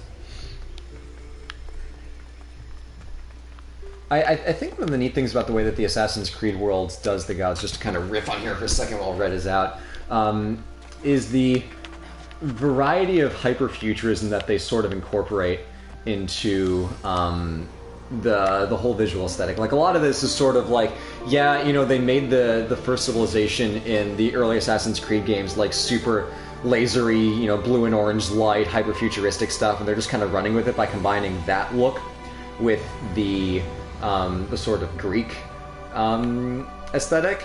And I think it mostly works. Like what Red was saying about Hecate's design is, it's a neat reimagining where there's sort of more to them than just, you know, big, tall, all, you know, just vaguely gorgeous, you know, giant people. The sort of flowy lasers and whatnot is a fun little half trick to accomplish the same thing that Red does in her videos with the vague glow that all of the divine characters have. So I think it is a super neat. Okay, let's find out the quest that we're doing here. It's a super neat way to go about. Find and reach Persephone's sanctuary is in Pharia's retreat. It's on the sunken temple of Pharia. It's hidden inside Gaia's underpass. Gross. Let's go over here and see what's happening, and then let's work our way up to this big, evil-looking fort. Yeet ourselves off the side of the cliff. Howdy, partners. Oh, shit. I returned from my exile. Okay, no. Still climbing the post. So that's not what I we're want. sneaking into Persephone's boudoir. Yeah, I'm gonna try to find something else first, because it might be... Is that a giant statue? Oh, it is. Oh, no, Joss Whedon. Joss Whedon put this here. Sorry, before the stream started, Green unfortunately told me that Joss Whedon seems to have a foot thing, and now I won't ever be able to unsee that when I revisit my beloved show Firefly and everything else Joss Whedon never wrote. So, that's why we talk about the feet so much. Anyway! You're not the only one cursed with knowledge. Burdened with glorious purpose. Inevitable, whatever. Oh, wait, what is it? Oh, it's a statue. Whew. And his friend. Oh, why right in the butt every time? It's the most effective way to stab someone out of existence. Everyone knows there's no more lethal spot to stab than right in the glute. Someone just noticed your horse is the Trojan horse. Yep.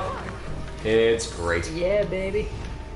And I think that guy keeps posting cuneiform, but it just shows up as boxes because my browser can't render it. Sorry, man. I'll show the comment, so if anyone's browser works, you'll be able to see it. Oh, is this a tomb? Person asked my thoughts on Percy Jackson. I think that Percy Jackson is a very ambitious series that does something very, very good. Namely, get people interested in Greek mythology in an urban fantasy context that makes it feel closer to home. And I really like all the Percy Jackson books.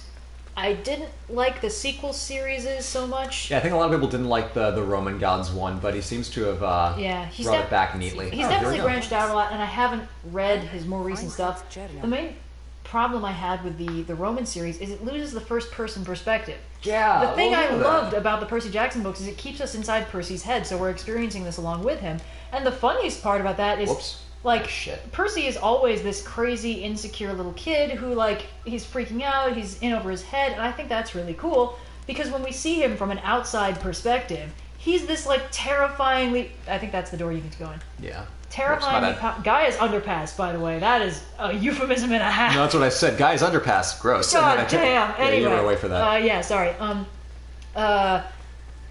When we see him from an external perspective, he's like this... ridiculously powerful, handsome, funny, like, force of nature, terrifyingly strong, blew up a volcano, hero to all. And I think it's so fun that we never lose the idea that he's just this kid in over his head, but when we see him from the outside, we see he's so much more than that. I think that is beautiful. But in the Roman series, it's third person the whole time, and it does sort of give you people's perspectives, but it's still a third person angle. And I just didn't find that as engaging to read. And it's... You know, it's nobody's fault. He was trying something new, and honestly, just writing the Percy Jackson's first person was kind of a literary no-no. Like, you're not supposed to do that. Yeah, it was a big leap that I'm really glad he took. Yeah, so basically, in short, Percy Jackson book's good. I haven't read anything since. I've heard he's gotten like much more. He's branched out a lot, and it's very interesting. And he did some stuff about Apollo, and he's been working in a lot more representation and like hyping up other people's stuff. And I think he's very interesting, and what he's doing is great. I think I'm just now out of the age range for his target demographic. And that's fair. Like even when I was reading the last Percy Jackson book, the fifth one, the Battle of Olympus or something. Not sure. I was reading it. I'm like, okay, I can see that these are jokes I would have laughed at a year ago, but now I just don't find them funny anymore. And I'm like, this is like I recognize that I've now aged out of this series, and like that at the end of the day, like that's fine. Yeah. Like it's not always going to be for everybody. My favorite worst experience ever is watching the Percy Jackson movies. Ooh, the first one's bad enough, and I'm pretty sure they literally just gave up on the second one. Because at the end of the movie, they kill Kronos, which means no sequels, everybody. We're all done, baby. Yikes. Oh god. I did listen to the Percy Jackson musical though. I remember a bunch of you guys were telling me I should, and it just kind of showed up in my recommendeds a while back, and I needed something to do for 2 hours. So while I was drawing, I was just like listening to that, and it's fun. Unfortunately, none of the songs really got stuck in my head, so I don't remember them much. But I really liked DOA, which I think is Persephone's theme. Dead on Arrival. It's so funky. Also, Kaiten Satsuma gives us $5 to say, Red, knowing your love of Terry Pratchett, what do you think of the upcoming Good Omens series on Hulu? I'm very hopeful, mostly because Neil Gaiman is super, super involved, and he's described his, attitude towards this has been very, if it was both of them, they might have been willing to do more, leniency, but because Terry, because Sir Pratchett passed away, Neil Gaiman is basically making decisions for the both of them, and so he's very protective of all of Terry Pratchett's decisions, and I think I think it's going to be great. I hope so. I mean, oh god, I've been watching American Gods, and season 1 was a masterpiece, but season 2, I don't know what was wrong. The first 5 episodes are just bad. They look good, and the actors are all top notch, but oh, she's getting in your personal space. So we've discovered Red is asexual with a big asterisk for Hecate. Okay. No, I'm kidding. Every once in a blue moon, I run into someone where I'm like, whoa, that is an interesting person who I'd like to get to know better. And sometimes they're fictional. Someone says, but my lord, is that legal? I will make it legal. Do y'all remember the weird Sorcerer's Apprentice movie from some years ago? I do! I saw that before I knew who the hell Nicolas Cage was. So? It was so weird. Oh, so eager. The location of the gate is... So eager. Okay, they wrote her to be attractive. I'm not crazy, right? No, you're not crazy. They even put work into making her face look good. I'm not thirsty, she's just hot. Oh god. Influence any way you can. And how do you suggest I do? I was talking about the visual design of the gods when you were out, and I'm like, just the way they do the glowy stuff, it's like a sort of side, like a shortcut to the effect that you give where you make all of the gods glowy in your videos. Yeah. And it works really well. It's like, here's a gorgeous, tall god person with glowy lines everywhere. It's dope. Glowing tattoos are the best visual design. Yeah. Glowy tattoo Tron lines, that's fine. Glowy tattoos in general, just fantastic. Learn to use that stuff. Oh boy. You'll need a divine weapon. Oh, everyone's making fun of me. I'm sorry, guys. She's just so tall and pretty. Okay. And as you've said before, there's a difference between being asexual and having eyes. They designed Hecate to be gorgeous. Doesn't mean I want to do anything. It just means I want to stare. Okay. Oh, and that works. Oh, hey, that works. Hey, what's up? Matt Stagmer and Ilya from That Works dropping in to say hi. If you guys want to see some blacksmithing content, making swords, do yourselves a favor. Go check out That Works. They are doing all kinds of really impressive stuff. Ilya right now is working on a blade for Blade Show. It's this huge, big.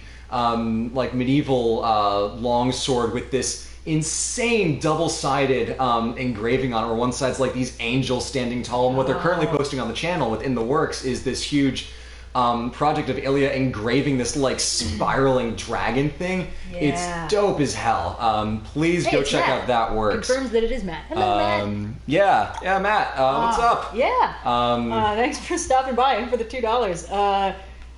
Yeah, so formerly, if you guys have like been anywhere on the internet, you probably saw videos recommended that were like Man-at-Arms Reforged makes Rose Quartz's sword or something like that. So that's these guys, and they're still making some really incredible stuff. So I would absolutely recommend you look them up. So. Quality content through and through. Let's see. Okay, Red, how long do you want to keep playing for? We don't need to keep. I mean, this is like creeping up on 3 hours. Okay, so this might be a logical stopping point. Yeah. Okay. Yeah. Well, with Matt jumping in to say hi, sorry, bad timing. Yeah. But we've been at this for a little while now. But Red, what are your thoughts on the way they've been doing Elysium so far? Well, I do think it's kind of a bold move to make it pretty, because most of the time when they do the afterlife, it's bad and bleak and looks like hell. I mean, we've talked about God of War. You know, they do this all the time. Yeah. I think making Elysium covered in flowers is pretty, and that's kind of how it's supposed to work. Making it under Poseidon's iron grip. Persephone. I'm sorry, it began with a P. That's the only way I categorize things. Yeah. Persephone's iron grip. Easily confused. What would have been interesting to me is like if they kind of did the God of War thing where everywhere you lessen Persephone's control, the flowers stop blooming and it kind of looks shittier. Oh, that'd be cool. That's way too much effort, but that would be dope. Yeah, because they like make it so pretty, so it's because it's the Elysian Fields. It's supposed to be pretty, but you know they haven't explained why Persephone is bad or why you want her to stop being here. To be fair, it might have been in the dialogue we skipped because the modern day was presented horribly. Oh yeah, whoops! I forgot that we kind of avoided the plot. Because it's bad. Yeah. It's very bad. Yeah, but again, like Elysium is beautiful, and I think the only problem with this DLC is how hard it was to get here, and also how hard it is to kill those statues. Yeah, those statues suck. Yeah, but it's pretty and it's fun, and I mean, you mentioned that sometimes they reuse faces, like the robot lady who you've been talking to. Yeah, that was like 3 other named characters' faces. But Hecate's super well rendered, and I'm trying to figure out why they did that. Yeah. I don't know, man. I'm not sure. I mean, look at these guys climbing the stairs. I do like how people just like kind of get knocked out of your way when you run by them. Later, nerds. Let's go up here and do a synchronization. That'll look nice and pretty to end the stream on. Yeah. But yeah, wait, is that guy in a diaper? Maybe. Oh, God. Ancient times are weird. You need all the help you can get sometimes. Okay. But yeah, this place is super pretty, and it's kind of uncharted, and I don't know, I think the plot... Oh, okay. The plot is confusing, possibly because we skipped the dialogue, but also possibly because the pacing is super jank and weird. But, as always, the setting is pretty, and it just kind of lets you run around and do whatever you want. Yeah. So. I mean, it's a plot that reinforces the gameplay of, like, destabilize a region, go in, mess stuff up, and it's just like... Here's what you do in an Assassin's Creed Odyssey mission. So... Yeah. Okay, that's cool. Look at that. That's cool.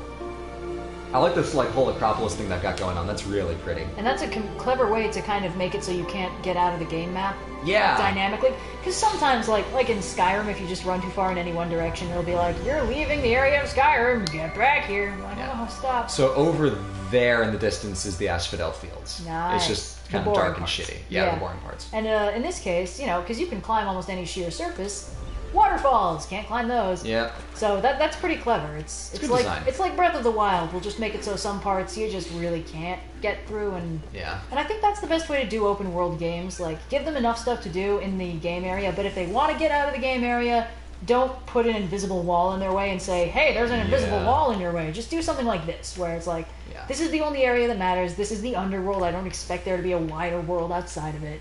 Yeah. So, I want to know what the deal with Hades is. Have you dealt with Hades in this game yet? Not at all. Okay. We really have not been fucking with a lot of gods right. yet, so we shall very much see. Yep.